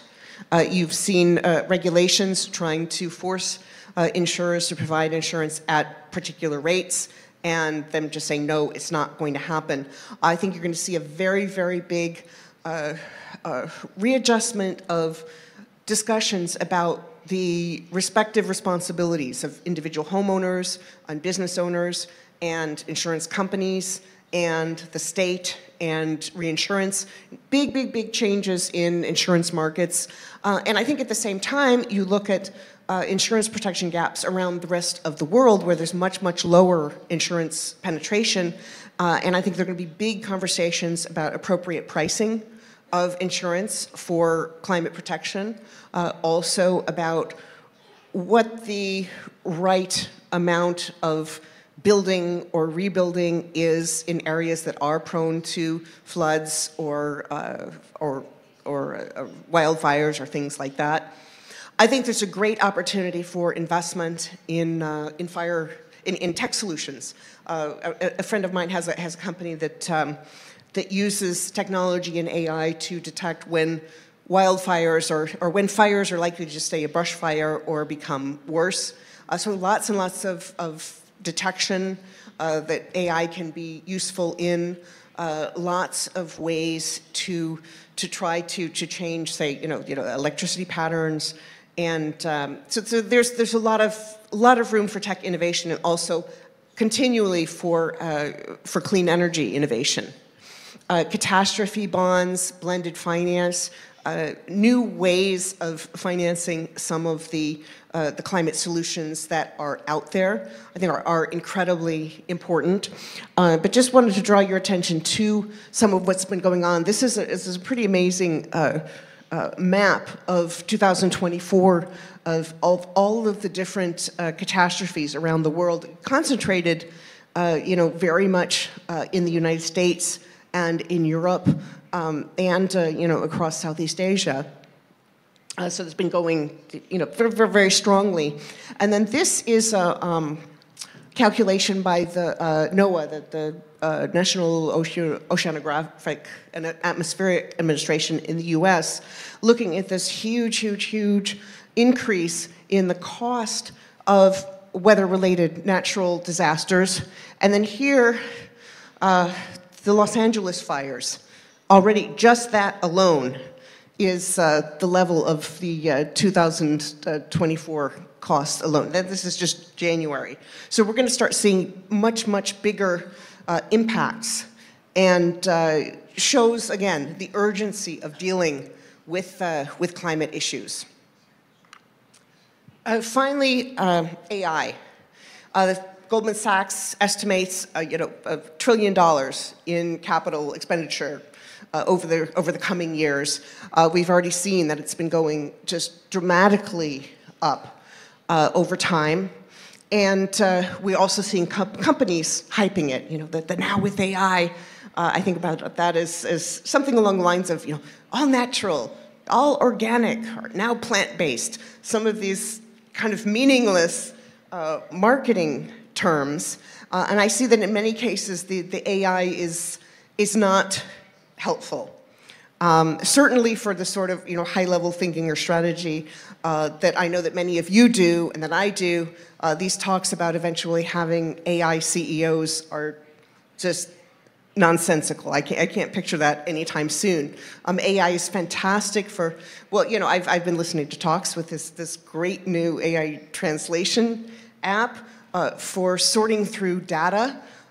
All sorts of repetitive tasks. In the classes that I teach, I encourage all of my students to run their papers through grammar and editing AI. I beg them to do that because it's really important. Or, areas where it's a repetitive, boring task. The things that humans don't want to do, those are great. But right now, I think we're still seeing echoes of the tech bubble of the late 1990s, where there's a lot of money being thrown. It's like, throwing spaghetti against the wall and seeing what sticks. And I think that is rapidly coming to a close. I think people are looking at what's more useful. These large language models where they just take nonsense from all over the internet, I don't think are the way to go. I don't think they've ever been the way to go. There's actually concern about what's called the model collapse, which is that AI starts reading stuff that was generated by AI in the first place, and it just disintegrates into a big pile of gobbledygook. So I think we're going to see more small language models. I think we're going to see more enterprise solutions specific for businesses, so they don't have to worry about some of the privacy issues and the use of content issues. In the United States, we've got a lot of lawsuits going on over unauthorized use of copyrighted works. I'm actually a member of the Authors Guild, which is one of the organizations that is suing for unauthorized use. There's lots and lots of issues around that need to be solved. And then the question is really, are productivity estimates over-optimistic? There are all sorts of surveys going on about, how much is your company using AI? How often have you used it? And it's sort of a hard question to answer because AI is so many things, and there are so many ways we've been using it even before generative AI came along. So it's hard to get good data really on how much people are using it, but there are places where I see content that's just kind of vague and general and not really useful, that's clearly AI generated, that is not adding value to companies or conversations or anything. So some of the estimates we've seen of potential productivity increases are so wild and far out there, I'm not even going to justify them by repeating them. But I think that we're going to see probably a lot more sober thinking about how to really productively use AI, how to increase productivity using some of these, and I don't think that people have figured that out yet. And so that might add towards a better sense of confidence that all of these investments are actually going to be delivering the productivity benefits that are being hyped. But in my view, the hype's not quite living up, the reality is not living up to the hype yet. So now I want to go back to this question of response. As you see all of these trends, some of them will affect some of your investments more than others. Some of them will affect each of you more than others. You've really got three options. You see the gray rhino coming at you. You can freeze and do nothing, get trampled. There actually are some companies where getting trampled is the right thing to do. If their useful life has expired, then in many cases, people throw in the towel too late. And so I think it's really an important thing to consider. That's what creative destruction is all about. When you're talking about investment in public markets, things like that, well, we don't know the timing of when the bubble's going to pop. Some people who just leave their money where it is in public markets are going to be fine. And the famous saying, while the music's playing, you got to dance. But that's not going to last forever. And market timing, as many of you know, can be a fool's game.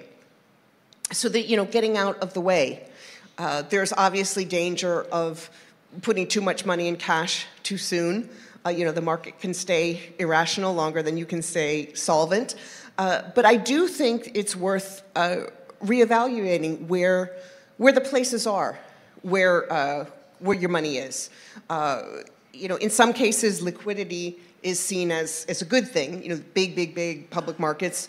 But illiquid markets, if you know that you're going to put your money somewhere and leave it there for a long time, that actually might be a good way to take advantage of both sides of the situation. And then the third is the harness the power.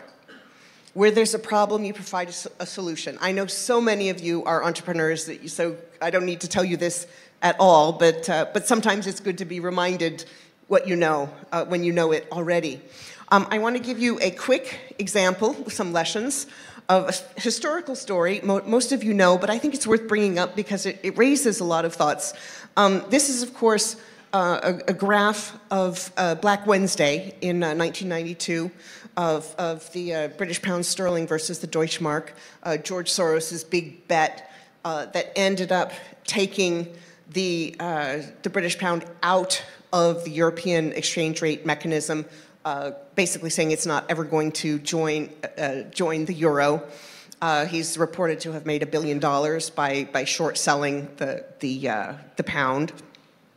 But it's a really interesting example, and I mentioned in the Grey Rhino that he apparently has said that when he knows it's time to act, he gets a pain in his back, which I think is a great way of reminding yourself, you know, what's the indicator, what's the signal when it's time to do something. And he saw that the European exchange rate mechanism was just not working, and there are still tensions within it, imbalances among countries, not enough alignment of monetary policy and banking systems and things, and he saw that it was just not going to work for the pound, and so that's why he shorted it, and his actions actually contributed to the acceleration of the dropping out, and many people actually credit that with helping to create a change that was better off for Britain in the longer run. And I'm not telling you all to go out and accelerate a crisis or try to, you know, short sell something into a market collapse. But I'm raising this just to remind you that when a lot of investors get together, they can actually change the outcome of policies, of markets. Soros himself talks about this as reflexivity. And when you're thinking about your investments, think about what they're doing to potentially solve a problem, to create something better for the future. One of the themes that has worried me long term is the over-financialization of the economy, this sort of houses of cards in secondary markets, money that's going into portfolio investments that could be better off invested directly in startups, in increasing efficiency in businesses, in really supporting the underlying economy, because no stock market is going to be able to go on forever if the underlying economy is not strong. And I wanted to close with a reflection on uncertainty. This is the World Uncertainty Index, which is a very loose measure of one way of thinking about how uncertain people feel, the number of mentions in the Economist Intelligence Unit country reports.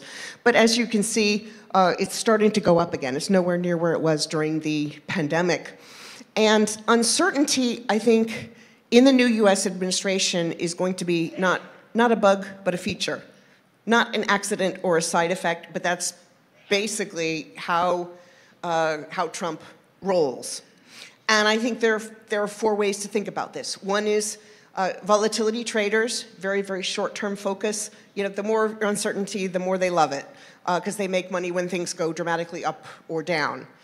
I think about it as a space where patient capital can really thrive. We've got the mentality to say, hey, this is a long-term bet. I'm going to push through it. I believe in this product. And that's something I would really love to see more of, and I think there are probably also some opportunities with blended finance as governments and multilaterals get involved in that. Changing risk appetite. When everything outside is really, really uncertain, there will be some people unwilling to take longer-term bets. There also will be some people who will be more willing to take longer-term bets and not focus on the day-to-day craziness. And it also provides a fantastic space for disruption. So think about your investments and your investment strategies and what this time of uncertainty means. And then I want to leave you with a question. You know, what's your gray rhino? What's the biggest thing that you see coming at you? Of the things I've talked about, some will be more relevant or less. How does one or more of those apply to your business, to your investments? Which of the challenges does your strategy address trying to solve?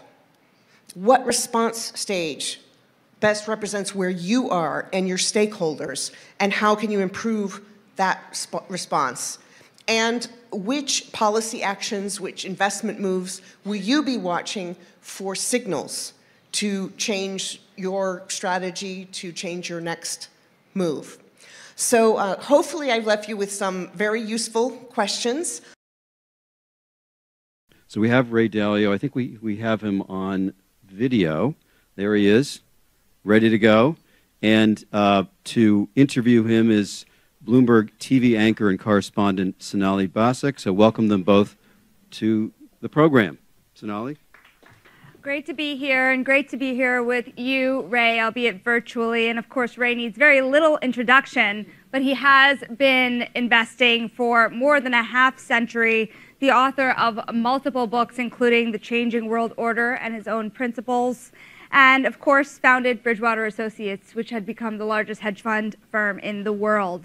But going back to those 5 forces that you believe are shaping the global economy, perhaps you could just get us started here on what underpins those 5 forces and how you're thinking about them today. Well, thank you for the good question, letting me lay it out. I'm a very practical guy who's got a bet on global macro. And what I found was that by studying history, I could make better bets today. And so whenever anything happened that I didn't recognize, that went into history. By studying the Great Depression, quantitative easing. So anyway, the 5 things that I saw in studying this 500 year of history, 500 and so on, is that it would repeat. It would happen over and over again, almost once a lifetime, on average about 80 years, every 80 years, give or take 25 or 35 years. Of course, there's Fed eases interest rates, makes credit more available, people have more buying power, that produces debt, then the debt has to be paid back, and so the economic goes up and down. We're used to the debt cycles. Okay, so, and how does that work? And what does it mean when we have the highest and an enormous amount of debt, and that you are increasing that debt at a fast pace? What does that mean, or does it mean nothing? So, and of course, it has a big effect on the economy. So that's number one. Number two is when I studied history, and I was prompted by what's happening now, is internal order and disorder, particularly conflict. What I saw now was that there's populism of the left and populism of the right, and irreconcilable differences. The amount since 1900, the great studied history I saw of time. And number 3 is, of course, the world, global, great power conflict. Conflict internationally, where there's no longer just a single dominant power. And so the rise of allied and axis power. What I then studied and saw was number 4 is that having killed more people and toppled more orders was acts of nature, droughts, floods, and pandemics. And climate change is certainly a big, big issue. Pandemics, of course, we experienced one, but also climate change. It costs $8 trillion a year is the estimated cost of climate change, and we're seeing it happen around us. And that's 8% of world GDP. 5 throughout history is man's inventiveness and technology, particularly. Just in closing that thing, everything we will talk about and people will talk about are those 5 forces, and they tend to resolve in a cycle. Like there's a big debt cycle, there's a big geopolitical cycle, and so on, and they're interrelated. So over to you. Whatever you want to talk with me. So we could start at the top there because, of course, we started the Federal Reserve's cutting cycle. Many in the market were shocked by that 50 basis point rate cut. I know that you earlier had told Bloomberg 25 or 50. It's really the direction of travel. What do you currently make of the current path of the Federal Reserve's interest rate policy, especially with all the uncertainty that is ahead? I'll start with bond yields, because Treasury bond yields are the backbone of not only all the credit markets, but all the other markets, because they all trade as risk premiums and so on relative to that. When I look at normal sets of circumstances, if we were to put aside the supply-demand considerations, and you said, okay, there's going to be inflation, and what is the real yield that you should have? The inflation rate that you'd probably pick, and there's nothing precise about it in terms of the future, you might say 2.5%, give or take 0.5%, but let's say that, plus 2% or 1.5% gets you about where we are now in bond yields. Then there's the supply demand, but basically, if you were to just say where do bond yields belong, Treasury bond yields, they're not way out of line. So we're in that position. If I look at then other markets and risk premiums, first of all, I don't think you're going to get significant cuts in rates. I think the economy by and large right now itself is in relatively good balance. So if you look at where growth is, where inflation is, and so on right now, and you have a political year, I think the markets are getting ahead of themselves with expecting that, and I think the risks are more on the upside than the downside. If I take then the marketplace as, let's say, equity markets are relatively attractive against bond markets, but you can't deal with them in general because there's a very limited portion of them. We all know the concentration in particularly certain types of tech and AI type of related stocks. And if you look at markets as a whole around the world, about half of the markets are not above where they were in 2012. So so you have a very concentrated market, and that segment is getting more expensive. So for those reasons, I think that we're about at equilibrium while we have this essentially ticking time bomb with the debt situation. And then I bring it into the second factor, which is politics. So when I look at that issue, I think there's a very big difference between the candidates. First question in politics, well, maybe you don't want me to go there, but I think politics, you're dealing with capitalism versus you're dealing with left and right and varying degrees of left and right. That's going to have implications for tax policy, which will have implications, economic policy, which will have implications on markets. But I'm answering your question too long, so I'm going to stop and You were actually going exactly where I had wanted to go, which is how you're thinking through the U.S. election. We'll get back to debt and deficit in a moment. But recently, the Committee for Responsible Federal Budgets just this week said Vice President Harris would add $3.5 trillion to the projected debt through the fiscal year of 2035. That same number for President Trump would add $7.5 trillion to the projected debt load. Curious as to what you think of those projections and the total economic impact of either candidate. First of all, the debt will not be dealt with. So how do you deal with it? You acquire a debt. You're holding a debt asset. You expect to get paid back. That means that there are going to be interest payments and principal payments, and they are going to increase as a percentage of the revenue, and they're going to create a squeeze for the government. This is a certainty. So when you take a look at those, they're all high. So they're all going to be material. Then you look at the differences in economic policies. Trump's economic policies are more classically capitalist in a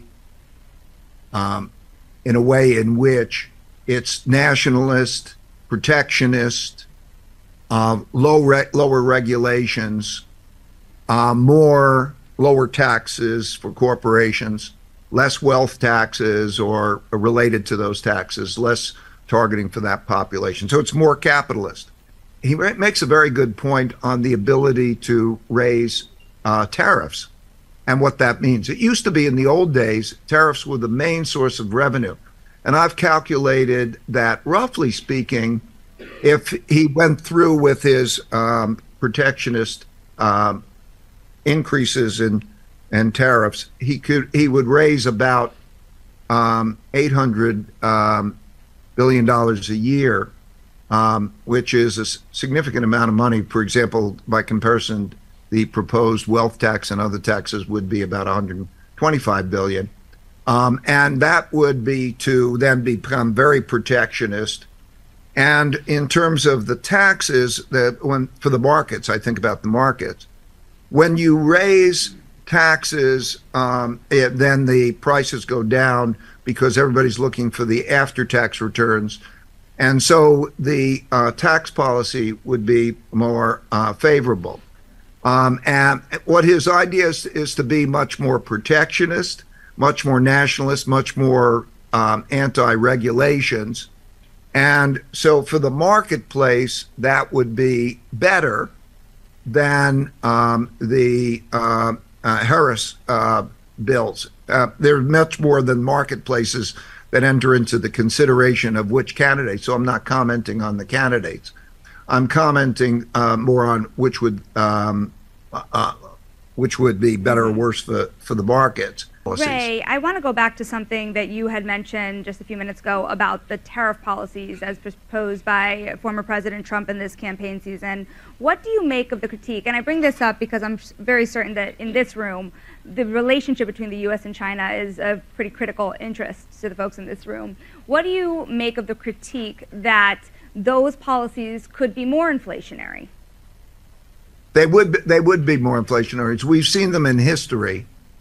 I'm not going to use the word, but we've seen them in history. And what they do is they bring in tax revenue. They bring in a significant amount of tax revenue. And the argument would be that there would be less regulation and more productivity. And then what they usually do is put, in one way, try to control inflation in a controlling way. At the end of the day, what matters most, I think, is productivity. Productivity, one person's productivity equals one person's income. And for the country as a whole, we need productivity. And I believe, as was said earlier, that we need broad-based productivity. And I don't see a plan for broad-based productivity. But I think that either of those policies are going to end up being more inflationary than is expected. So more on China here, because you did see overnight a set of stimulus measures that seem to disappoint investors after very recently a lot of promise entering the Chinese market after a different set of stimulus measures. From your experience as someone who has spent a lot of time working with multinational companies in China, what is the risk at this juncture, and how quickly and how drastically does the Chinese government need to intervene? They have a situation in which they have a lot of debt and operating in provinces in which those provinces used to raise their money by selling real estate and also borrowing money that they can't do anymore. And so they have to provide money for those provinces, which they will do, they're in the process of doing. But at the same time, those provinces own loans. So there needs to be, I've been through these many times, 4 times in the United States, many times globally. there need to be two things. There need to be a debt restructuring, which will happen along those lines. And there needs to be a monetary policy in which interest rates are lower than the nominal growth rate, and there's real interest rates are lower, and that there's a disincentive to hug money, that right now there's almost a pushing on a string because they're holding that. And what classically, the bottoms, like our 2008 bottom or any of those major bottoms, take place when the assets get very cheap, and then you have a reflationary policy, and they're going to do it. I think what you're going to see in China is the action. They're going to follow through. There will be bounces. I think you should think the risks are 5% below the lows, and I think you have to pick the right companies. We've done very, very well in China, but the question is really, I think for most of your listeners, what percentage of your portfolio should you have in any place? And I believe the most important thing in your portfolio is if you can have 15 good uncorrelated return streams, or 10 to 15. That means that as a default, that you start to think, I don't want more than something like 7.5% of my risk in any one place, 7, maybe 10% in any one place. And so I think that becomes the issue of diversification. I think that some of the places that are the good places, there are three things that I look at, generally speaking, for the good places internationally. First is their finances. Does the country as a whole and the government earn more money than it spends? Does it have a country as a whole mostly? Does it have a good income statement and balance sheet and financial stability? Second, how does it operate internally? Is it efficient? Are they operating well? And number three, are they at risk of an international war? We have to pay attention to this international war, because as we get to that third influence, we have a different world now. There's a much greater risk of, just like there's a much greater risk of an internal conflict of the sort that we haven't seen, there's a much greater risk of an external conflict of the sort that we haven't seen. So we need diversification, and we want to be in places, I think, where those risks are less. So that's my take on China and the world. I want to also go back to something you said before, because I think it is important to get your view on this. You mentioned that the Federal Reserve is already nearing equilibrium. There's a whole wave of investors that are still banking on a large wave of interest rate cuts heading into next year. Do you believe that that won't be accomplished? How much more room do they really have? I think that they can come to a positively sloped yield curve. I think that they can cut rates a bit, but they can't cut rates a lot, and they have to worry about the bond market. And that's if we don't have a supply-demand problem. If we have a supply-demand problem where the demand's not there, then the central bank is going to be faced with either trying to hold rates down, and they might even do some QE again. So I was told I have one more question with you. So I'm going to go back to an age-old critique to see where you are now in that critique. You know, a lot of people with the geopolitical risk in the world has been flocking to safety through gold and through cash. And in 2022, you reversed this idea that you thought cash was trash. That was into the interest rate hiking cycle. Now that we're seeing a cutting cycle, is cash trash again? I said cash was trash when we had virtually zero interest rate, and we had a negative 1.5% interest rate real. So it was obviously trash. I said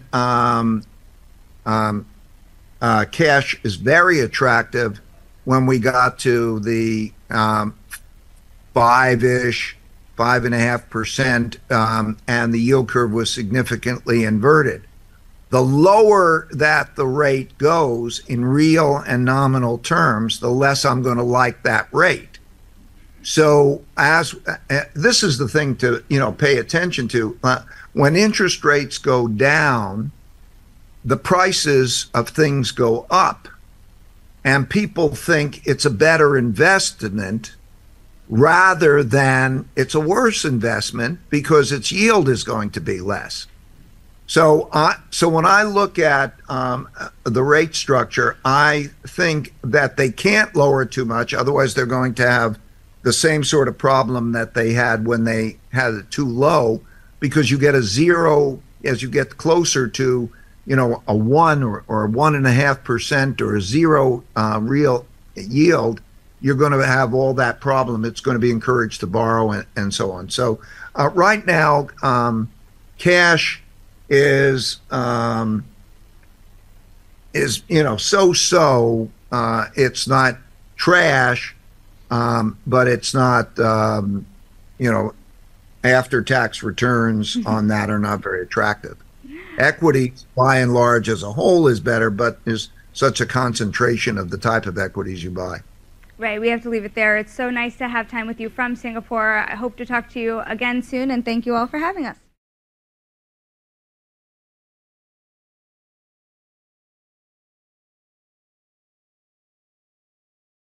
Now, please welcome our panel host, Noah Holdings CFO, ARK Hong Kong CEO, Ms. Grant Han-Qin, and our panelist, the author of Grey Rhino, Ms. Michele Wucker, DBS Chief China Economist, Dr. Mo Ji, and Olive Asset Management Managing Director, Carl Wang. Please, a warm welcome to everyone. Take a seat, and let's give the stage to Mr. Grant.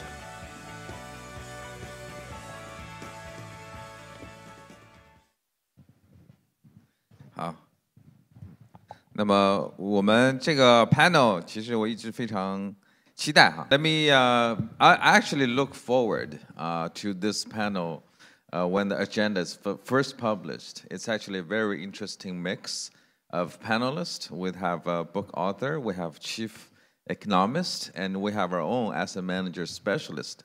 Would you each give a few words and say hi to the audience? Hello. Well, as I said a few moments ago, it's really a great pleasure to be here, and I'm really looking forward to this panel. We had a great prep session, and it's going to be a good conversation. Happy New Year and Happy Chinese New Year in advance. So hope you will make a lot of gains in 2025. Hello everyone, I'm Carl and I'm the Managing Director of Olive Asset Management, and welcome to our conference.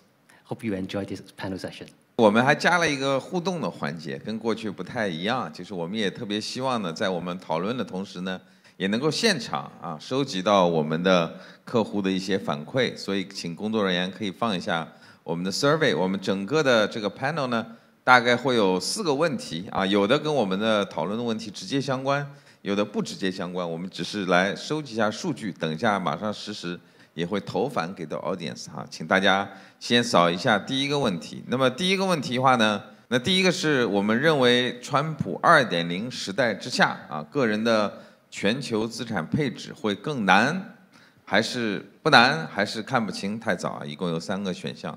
那么我们大概花5秒钟的时间来截止投票。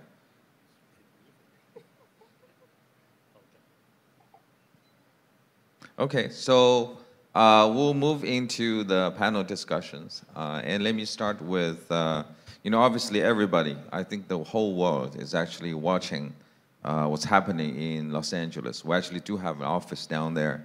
I feel very, feel sad for the folks who have lost their homes. Hopefully we'll make it through. So the first question is actually directed to Carl and also to Michele. I also want to make sure that we all feel free to chime in. I'll be directing questions to everybody, but I want this to be a conversation instead of people publishing opinions separately. Michele, so if we, I know you don't like the idea of going back, but I still want to raise this question. Do you think if we had done something correctly, that this great rhino of the wildfire in Los Angeles could have been avoided? If so, what would be some of the things that you suggest people would do or government would do? And probably to Carl is, along the line of this question, what would be an individual investor or individual to do in this kind of situation? So Michele and Carl, and Dr. Ji, feel free to chime in. We'll have the next question for her. Well, it's a great question, and I think the first is the we. Part of the problem with climate change is that the actions of everyone around the world affect everybody else, and it's very clear that the world has not moved quickly enough to reduce emissions, to reduce the extreme weather impacts of climate change. So I think this has been something, I think, insurance companies have been worried for some years about not having enough capitalization to respond to claims like this. There's been lots of debates over, government responses, but I think that the real fault is, I think, failing to move quickly enough on reducing emissions. I mean, the world is still subsidizing fossil fuels, both directly through through payments, but also through paying for the damage that's left behind.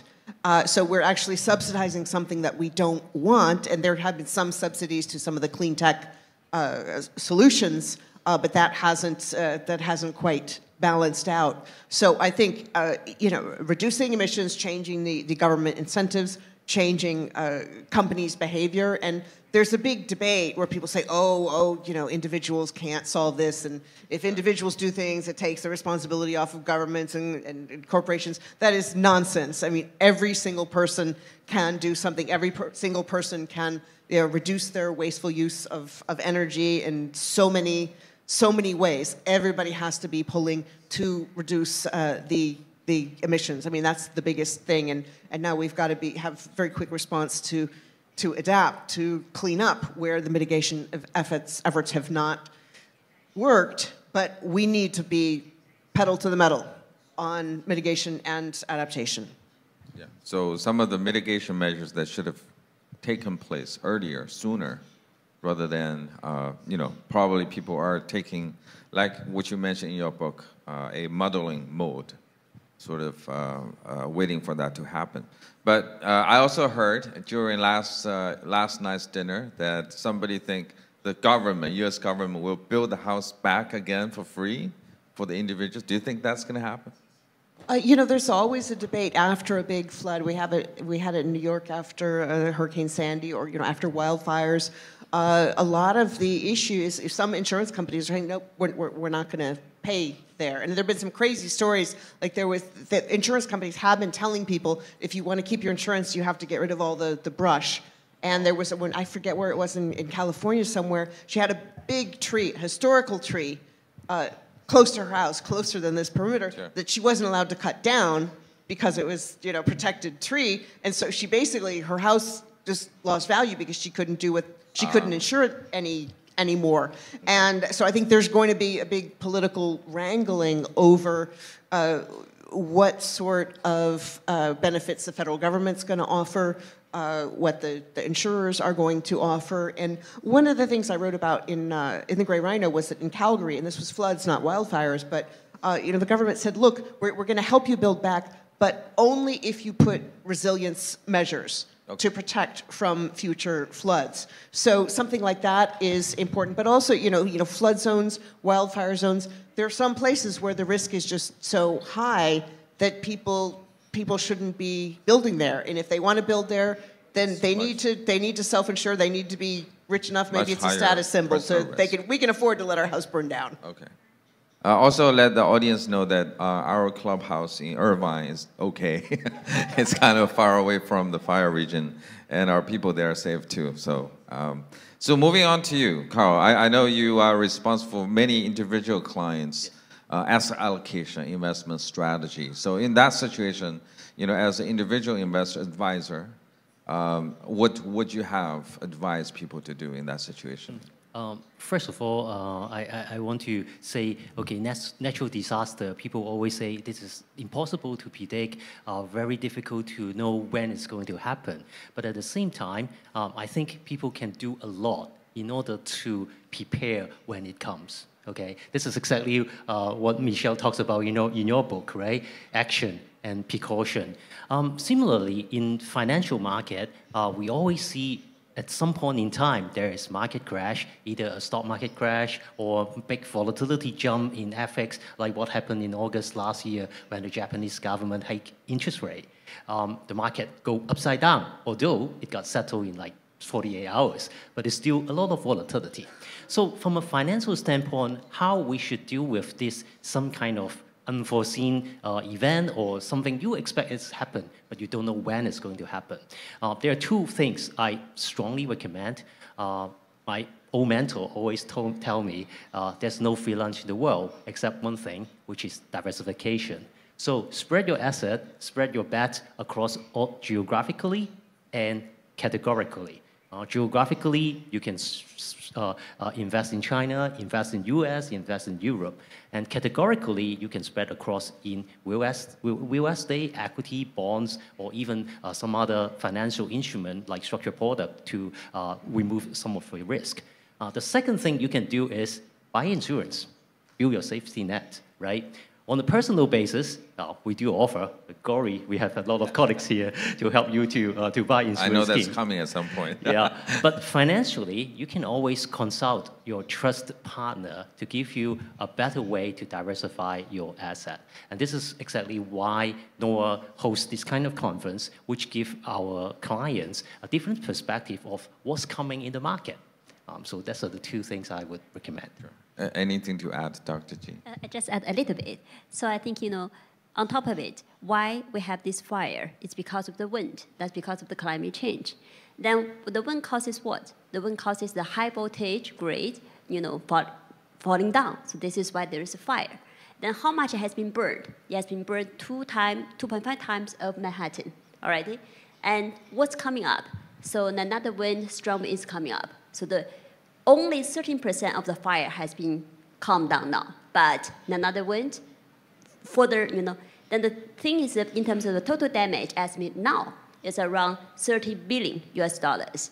But the thing is, whoever has insurance, you wouldn't have any national, saving. So this is why I think this is exactly like what is happening in North Carolina for the hurricanes. So this impacts even the results of the past election. So this is why something, as investors, we always need to mind, in our perspective, as just now what Dalio has said, climate change, politics, this also translated into our investment, especially in terms of how we diversify. This is so important. Yeah, I think even if that your loss will be covered partially by insurance, I think some of the losses are actually personal valuable souvenirs, like your great books from your high school. And that's why we're actually also building, NOAA is also building a 10,000 safe box unit in Shanghai headquarters. So feel free to get to know about that. We'll hopefully get that to our client this year as well. So I guess following the first question, obviously the second gray rhino probably is even larger is the new administration in the US. I know when the election happened, it's not just US news, it's world news. Everybody's watching. I mean, even on this side of the world, we're looking at electoral college map real time. So that's why we believe the influence of US policy is actually worldwide. So I wanted to write that question to the three speakers, especially starting with Dr. Ji. She is the chief economist of DBS Bank, which is a longtime partner of NOAA, also not just a great, excellent regional bank, but also has its worldwide network. So I want to, view your, interview about your view about Trump 2.0, how that's going to affect the Asia economy, especially how about Greater China region, Singapore. Your thoughts will be appreciated. Okay. Thank you. I think, whenever we think of the past election, everybody is so worried, Trump will be elected because what the biggest certainty in him is uncertainty. But by the end of the day, when we do investments, when we do our asset allocation, I think we need to think about how we treat Trump. But if you want me to give you advice, I would say, can you treat Trump as a noise? I think that's so important. Can we treat him as external factor? exogenous, but not endogenous, not internal factor. Because whatever he is going to do, we have to have a lot of assumptions when we plan for our asset allocation. Or rather, we just treat him as a noise. So whatever he is going to do, what should we look into our basics in terms of our fundamental principles of investments, but not put him as the core of our consideration? Number one, advice. Number two is about what he is going to do. I think people's most fear is about inflation is going up. As Dalio just now says, inflation going up a lot. I think I want to give you a second advice is in 2025 and 2026, when you look at inflation, you have to have using your microscope, you have to see how much more inflation is really added into the US inflation. There are many, many calculations, many, many assumptions. You see that. Can you do a little bit of comparison? Look subtly into it. Then you will see. For US inflation, the CPI, in terms of the weighting itself, 40% is rental. That is not import inflation because of tariff. Okay, it has food, it has energy, it has only its energy supply. So this is why, in terms of our people's, fear about potential inflation, but actually, it wouldn't as big as what you expected. So give a further look into the inflation. Then number three, if the basis of inflation is not as high as what we expected, that means the policies in the US will change. It will be different than what markets fear, what the Fed or the the Treasury fear. So this is why people are thinking about US job market is so okay. It's only about inflation. If the inflation doesn't rise as much as B, so this is why we wouldn't see any rate cut towards the end. Any rate hike towards the end of the year. So this is why what Fed is changing in the September, November, December meeting, they have been changing all the time, like 100 basis points cut in 2025, then 75 basis points, then 50 basis points. So this is all based on their inflation projection. So very importantly, you have to monitor inflation, then you will see how Fed is doing. Number three, my advice to you. Recently, what really catches market's eye is about US Treasury. Overnight, it surpasses 4.8%. Why is that? It's only internal drive. So this is why US Treasury going up, because US economy is okay. We have to look globally. If you really see the history, especially in the past several years, when US inflation dipped below 1% at a time, is only US economy is weak? No. At that time, we also see Japan and Germany, their treasury is negative. But now, we see across the Pacific, Japan's 10-year is actually rising up. So this is fundamentally, globally, we also see, only except China, okay? So then we see a supporting factor there.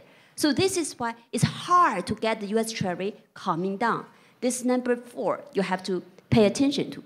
And the last one, I think it's about the dollar. Overnight, 110. Near term, the near term, in terms of the demand, the dollar is still very, very strong. So whatever it is, can Trump really make the dollar, weaker as he expected? It's hard, okay? Given the relatively stronger economy, given the demand, it will have to continue.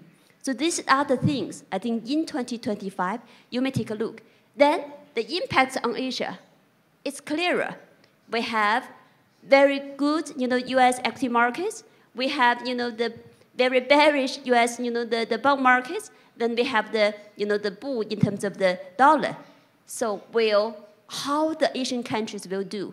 Money will continue to flow into the US, right? So this is wherever you will see the currency will enter pressure, the equity markets will enter pressure, even, the bond yields. So this is why I think, for Asia, we have to be prepared. We have to see, in terms of our asset allocation, it's not only we are going to US like it's so concentrated, but here, where we have to find the growth, the upgrading opportunities, how it is related to tech, this is so important. Thank you. Thank you, Dr. Ji. You know, we invite many economists to our panels, to our conferences, and Dr. Ji is one of my favorites because she's the very few economists give her opinion very clearly and directly, very quickly. So her prediction is obviously U.S. dollar is still going to be very strong, and also U.S. economy. But at the same time, we should be balancing our allocation to Asian area for growth, alpha. And also, I'm actually inspired by the idea of not to treat Trump as the core of your thought process. It's a noise, an external factor, right?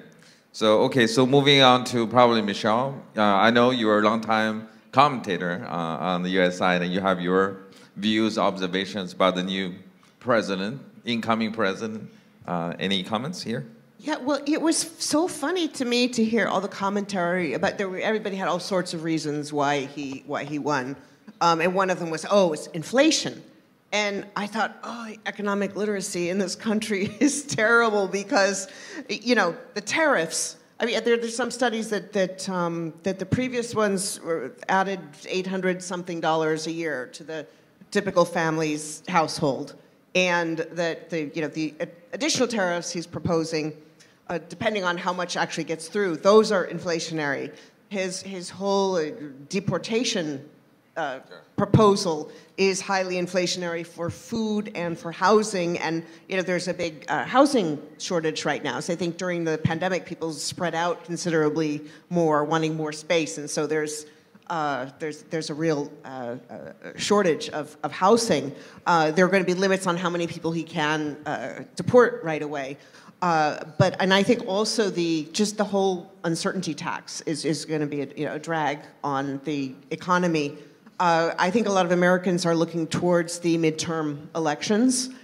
Some people have said just let him do what he's going to do as long as he doesn't blow up the world in the next 2 years, which is some people are worried about. But the midterm elections are coming.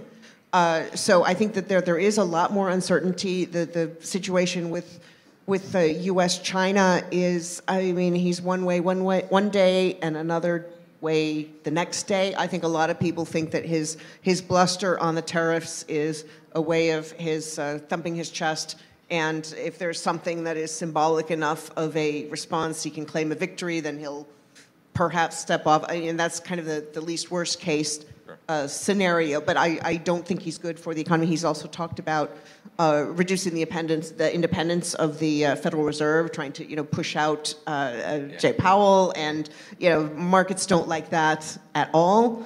And he has been getting more pressure from within the party and from some of his advisors. There's a big fight over skilled immigration right now. So I think it's a fool's game to try to predict what's going to happen, because and to be honest, I don't think he, from one day to the next, is always consistent on what's in his head. He's not. I know. So Michele mentioned about deportation, and many of our clients actually are considering or planning alternative residences, when they're globalizing. So on that topic, do you believe, or quickly comment, do you believe that the U.S. immigration policy will be friendlier to Chinese nationals, or do you think that's going to be seeing quite a bit of higher pressure? I think that right now it's very popular to China bash in both countries. I do think that the investment visa, the EB-5 visa, which has been quite controversial over time, but it's kind of Trump pay-to-play style. Yeah, Trump liked to see money coming in. I could see him being very favorable to those. On everybody else, I think it's going to be quite challenging. Although, as we've seen, in my former life, I wrote quite a bit about immigration and the economics and politics of immigration, and getting any change in immigration policy is really hard. Okay, all right, Carl. I know you've done a lot of asset allocation strategy, and especially in predicting of the new administration, new U.S. stock market. Do you have any advice under seeing the new gray rhino, or do you think it's a great opportunity? Thank you, Grant. This is it's like $1 million question. In some sense, I think our investment framework is based upon our thinking about how the world looks like right now. First of all, we would like to lighten up our onshore investment in China and diversify to the rest of the world. This is where we follow the monies. Particularly, currently, all the talent and capital, they're all flowing to the States. Okay, you just put AI as an example. The Magnificent Seven hold almost like 85% to 90% of all the intellectual property patents. Okay, if AI really become a mainstream like internet in 2000 or iPhone in 2007, well, AI will attract a lot of capital in the States. Following that, if you find growth, I think US will be a better place to be. On the other hand, we also you should not ignore Europe. Okay, what happens in Europe is if you look for safe investment, their bond market actually give you a lot of opportunities. The key reason is Europe is a very messy place right now in terms of economy, politically. So the ECB has to cut rate very aggressively, and the path to cut rate is very visible. So if you look for growth, you stick with the US. If you look for bond, you actually should go to Europe. So this is how we suggest our client, when you think about investment, you need to look at it through a microscope as well as a telescope. Microscope in the sense that you have to react to some economic figures, news, so on and so forth to trade the opportunity. But you also have to bring on your telescope to think about what happens in 1 year down the road, 2 years down the road, how the world will change. So this is how we usually communicate with our clients in this framework. Thank you, Carl. 我们可以放一下我们刚刚的第一道题 survey 的 result， 然后再投一下第二道题，好吗？所以刚刚的话，大概有接近一半的客户跟朋友认为，在川普2.0之下，个人资产配置难度会比较大啊。然后4/4觉得这个还好啊，还有28的话是看不清，还太早。那也希望今天我们的这些讨论呢，能够带来多一点的 clarity 给到大家啊。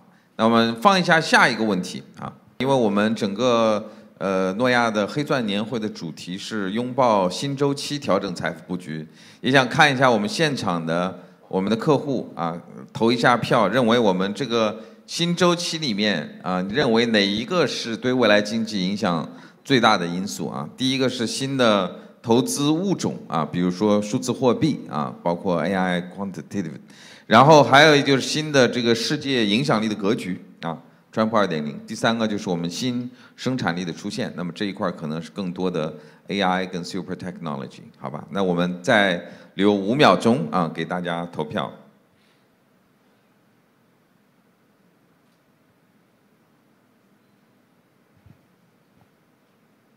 Okay, so we're moving on to the second question. The second question or second topic is really, I think, the trend of super technology. People may view it as great rhino, but people may view it as great opportunities as well.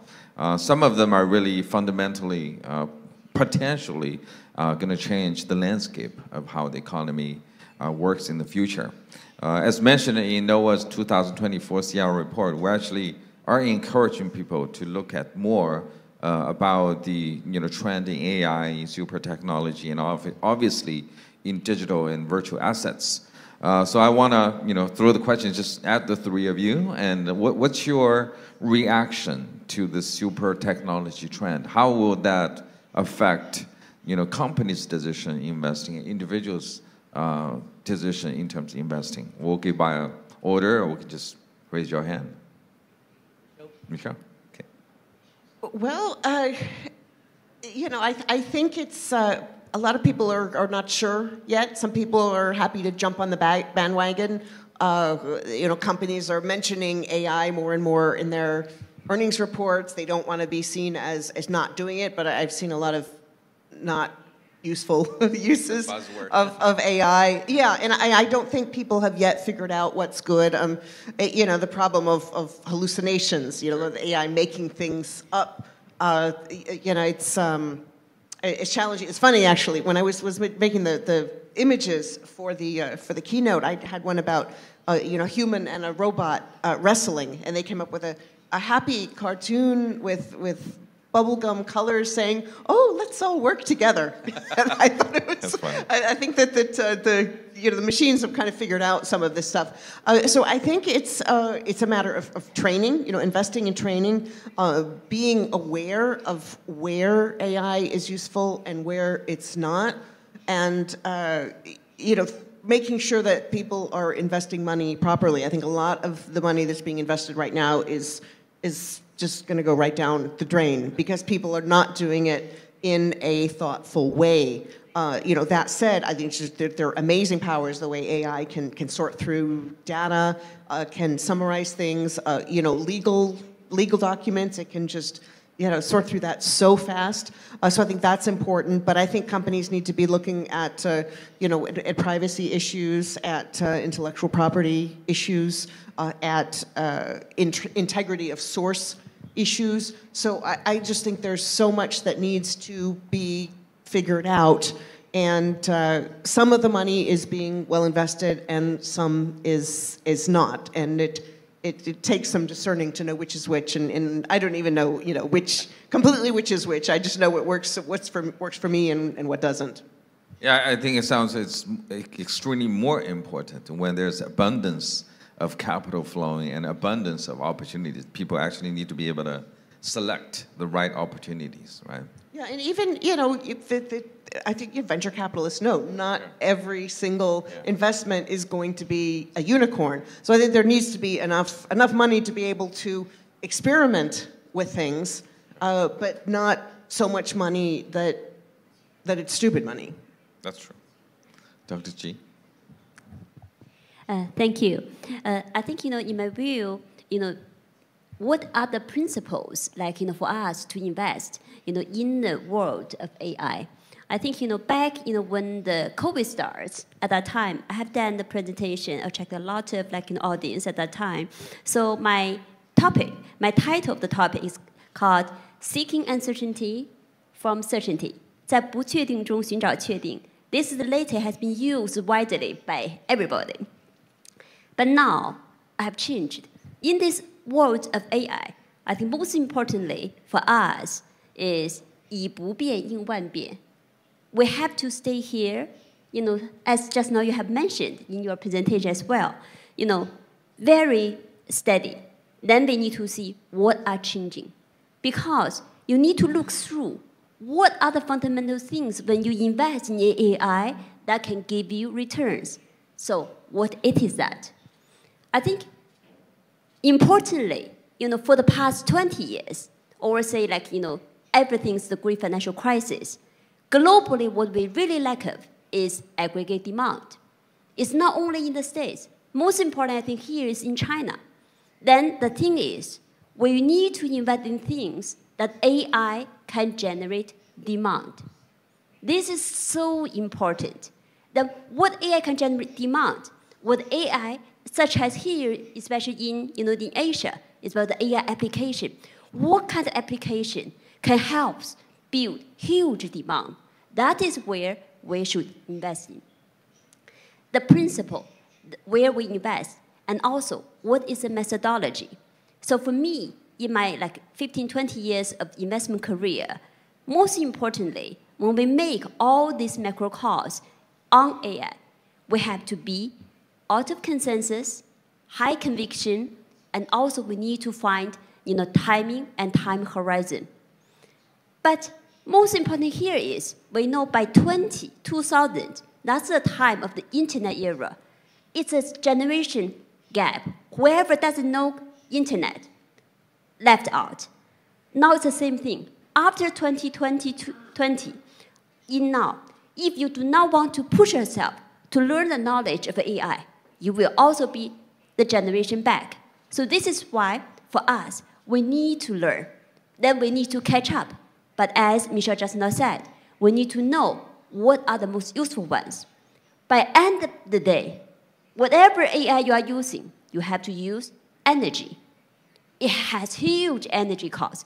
So this is why the alternative investment for you, based on AI generated demand, the second investment you can do is about where this energy can supply AI with sustainable energy supply.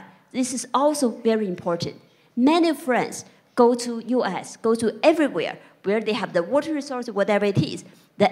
All this energy can be used for the AI generation. So this is my recommendation. Thank you, Dr. Ji. We have the same observation. We see the companies mining for cryptocurrency are always neighbors to AI companies because they need the cheapest electricity around. Okay, so to you, Carl? Absolutely, thank you.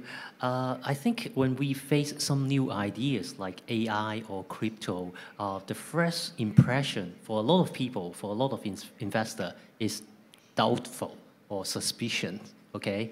And I give you an example. It's like 3-4 months ago, our chair lady, Ms. Wang, asked me to look at cryptocurrency. And I told her, Ms. Wang, I'm actually a bond fund manager. I've been investing in bond for 18 years, and you asked me to look at crypto. Should there be a better person instead?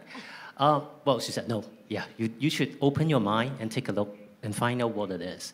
So for the past 2-3 months, right, I spent a lot of time doing due diligence on various type of crypto-related companies, projects, how it works, and why people were so excited about it. And when I look back, I realized when I feel suspicion, the reason behind is I don't know enough. Okay? Yeah, 有认知改变你的一次，对吗？那 when I know adequate enough, I actually changed my mind. And I feel like crypto or the blockchain technology would do a lot of changes, not even to the financial industry, but for the rest of the world, different types of industry as well. And it creates investment opportunity. Because some industry will do better with crypto, with blockchain, with AI. Some will do worse. And it creates long-short opportunities. So if you know how to connect all the dots together, investing actually make it a lot more fun. So have you invested? Yes, I do. Okay. So I guess I really like the comment about you're typically scared because you don't know enough, right? So, okay, hopefully we'll be able to open up. We have quite a bit of discussion today throughout about virtual assets and cryptocurrency. So do we want to show, 我们看一下刚刚那个问题的投票结果，好吧？ Okay, so 我们看一下，大家认为新周期最重要的还是新生产力的影响。So about 54% voted for AI or the new technology. Okay, so we have 我们下一个投票的问题。所以下一个投票的问题也是跟今天的 Michele 的部分还是比较切题的哈，也请大家做一个投票。我们现在是这个结束之前的最后一轮这个 survey， 就是在当前的市场环境当中啊，你认为最大的可能的这个灰犀牛的风险是什么啊？地缘政治的稳定性、贸易冲突加剧啊，这个汇率风险、通胀压力和以上都不是。啊，那我们留5秒钟时间给大家继续投票。So we're moving on to the last topic of the day, which I'm going to switch gears slightly, not just from pure theory standpoint. I want to discuss a little bit about psychology, especially in the decision-making process. In Michele's books, she actually mentioned about risk muscle, which I really like the word. Is when you're making a decision, especially in face of risk, you have muscle memory. You tend to depend on your past experiences, sometimes in your cultural background, to make such decisions. I want to leave the last question to this discussion to all 3 of our panelists is, what are the typical errors or risks, mistakes you typically will observe people make when they're making a risky investment decision? Well, it's such a great question, something I've spent a lot of time thinking about, obviously. I think one of the things that people don't understand is we make 35,000 choices, give or take, every single day. Sure. 35,000 choices, 35,000 risks. And most people don't spend a lot of time thinking about what goes into why they choose certain risks or not, whether they decide to go forward or not. And a lot of people have an internal bias. They think of risk as positive or negative. And a lot of people do understand that it's a spectrum, and it could be either one, and it depends on that. But if you know that you have an inherent bias towards one way or the other, then you want to be aware enough to counteract it. And then also be aware of your past experiences. You know, this risk muscle. If you took a certain kind of risk and it worked out well, then you're probably going to want to take the same risk again, and sometimes you might be even a little bit too eager to do that. Or if something turned out badly, that's going to be, but it's different for every person. I mean, one person might cut their finger with a knife when they're cooking, and one person says, I only want a plastic spoon from now. No, plastic spork. Don't give me anything. And the other person says, I just slapped a Band-Aid on it. I'm going to be a sushi chef. Sure. So it's this interaction of your personality and your experiences. And then you do have the power to change your environment from the people around you, the knowledge, you know, as you were talking about with the AI. You know, I went and or with the crypto, I went and I learned more about it. The more you know about something, the more comfortable you are taking a chance. The people, do you have the right advice around you? Do you have the right process? If you know you're the kind of person who just leaps before you look, then, you know, find a way to make sure you take 10 deep breaths. And then also be aware of things that, you know, I was amazed when I did the research that there are also things you never think of. Spicy food, the tempo of the music you're listening to, the temperature outside. I found out after I wrote the book, even like Tylenol, certain drugs will make you more daring or cautious. So be aware of the context that you're making these risk choices in. So don't press the buy button when you're drunk. Exactly. Well, it's like, you know, a lot of traders have these, you know, coaches. And they're interested in, you know, biometric indicators and things like that, and they pay attention to how stressed they are, you know, cortisol levels and things before they make a trade. And if they're too stressed, they're like, okay, I'm going to take a time out. And I think everybody needs to be aware of all of these factors that we don't normally consider before we make decisions, particularly really big decisions. Yeah, that's why we have a tradition of having our RM actually sit down with our clients periodically to go through their portfolio statements.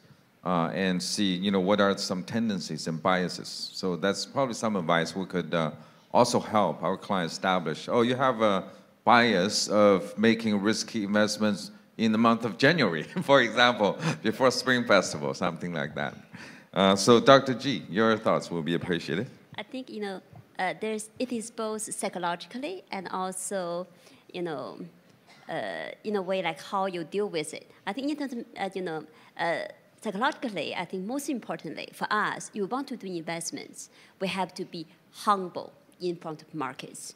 I think this is the number one, you know, advice I always, you know, talk to any of my investors. So it's so important. Being humble meaning, you know, we can't, you know, make all our investments right or towards our, like, you know, expectations. Most important is about the hit ratio, right? So how much, the percentage. If over the time you increase your hit ratio, that is most important. So be humble in terms of the market. Then what are the ways to try to avoid the risk? Just like I have been mentioning, mathematically, what I do is about, you know, you have your non-consensus call. That means market has been pricing. Then you have investment returns. But most important is second one, high conviction. Most of the time, when people do investments, they don't have a very high level of high conviction. Then they are tended to have all those losses. Then people always say, you have to learn from, you know, whichever you have the best or say the worst investments, what are the lessons? But my advice to you is, you have to learn from all these high conviction, you know, calls, then you are actually is right. What are the, you know, good lessons you are learning from there? Then this will, over the time, increase your hit ratio, but you have to always be humble in front of the market. Great. So be humble, but do learn from your victories. Okay, that's a great point. Carl? Yes, maybe I jump in. I think psychology is a very key component in all financial investment. Okay, people do make decisions based on their previous experience and their successful experience. But at the end of the day, I think how you allocate your capital and how you make an investment decision is always down to one key word: due diligence. How much work have you put in? Have you done your own research? I can give you a very interesting or funny example. When my wife go and buy a Hermes bag, it only take 1 second, okay? Sure. No need to think. But when she go to the wet market and buy some veggie, she nickel and dime, okay? Oh, okay. Well, when I asked her, have you ever think about the capital allocation logic behind? She gave me a very straightforward answer. I know if I buy a Hermes bag, it's not going to lose money. Okay. If I buy veggie today, I probably think they will get cheaper tomorrow. Okay. Because she has done her own due diligence, her own research. It doesn't sound like due diligence. It sounds like the abundance of capital from you. Yeah, I think so too. Thanks. Thank you so much. 我们放一下那个上一个问题的那个结论好吗？ Okay, so biggest gray rhino is the geopolitical stability. I guess that's probably expected as we have seen. And the second one is the conflict in the trade. So it seems people are still worried about the macro environment. It seems to be very impactful. So we're moving on to the very last, not discussion, but probably 再放一下我们最后一个问题. It's a question survey to the audience and also to the speakers on the stage as well. Please just let us know your personal investment preference for 2025. Which category will you allocate more money towards? We have gold, we have crypto assets, we have private credit, private equity, insurance, or identity planning. I'll start with Michele to see your personal investment plan for 2025. Identity planning? The identity is more immigration and alternative residence. Yeah. Gotcha. Yeah. Gotcha. Well, I think for me, a lot of it is for me, it's more about sort of like the direct investments of my time and energy, what I'm doing, changing some of the business model, changing, investing more time in sort of digitizing intellectual property and spending less time traveling and more time in Chicago. Those are the things that are top of my mind more than any portfolio questions. Okay. So more or less spending on life quality experiences. Yeah, exactly. How do I want to spend my time? And I mean, when you have your portfolio, it's it's diversified. There are certain mix of things. Okay. And I think that people don't think enough about what they do with their time every day as part of their investment portfolio. Sure. And they should. I mean, particularly when I have my own business, Sure. I see that as an actual investment. It's a direct investment, and it's a point I make a lot with people is that you need to consider both the financial assets as well as the human capital assets and the time assets. They all need to work together. And most of the time, people just think about the numbers and the paper, and I think that's a partial picture. Yeah, that makes sense. Yes, I'm not sure if you are aware, the upcoming U.S. Treasury Secretary, Bessent, he has to release his disclosures in what he is holding. So he has S&P index, NASDAQ index, U.S. Treasury, but also he has a Bitcoin. I think this, really represents as a very successful investor what you're holding. But this is something actually I also agree with. But I think beyond that, I think, we can have specific, exposure to AI and tech, stocks. Okay. It seems our audience is voting for cryptocurrency and also insurance and identity services. So, Carl. My choice of investment in 2025 is investing myself. Yeah. Investing in yourself? Myself, Okay. yeah. Read more books, gain more knowledge, you make the right choice, your wealth will come. That's a very great wrap-up. I personally actually invested in a U.S. insurance in California last year, and this year, obviously, adding more allocation to cryptocurrency. So thank you so much for the insights. I have fun. Hopefully you had fun, and hopefully our audience had fun as well. Thank you.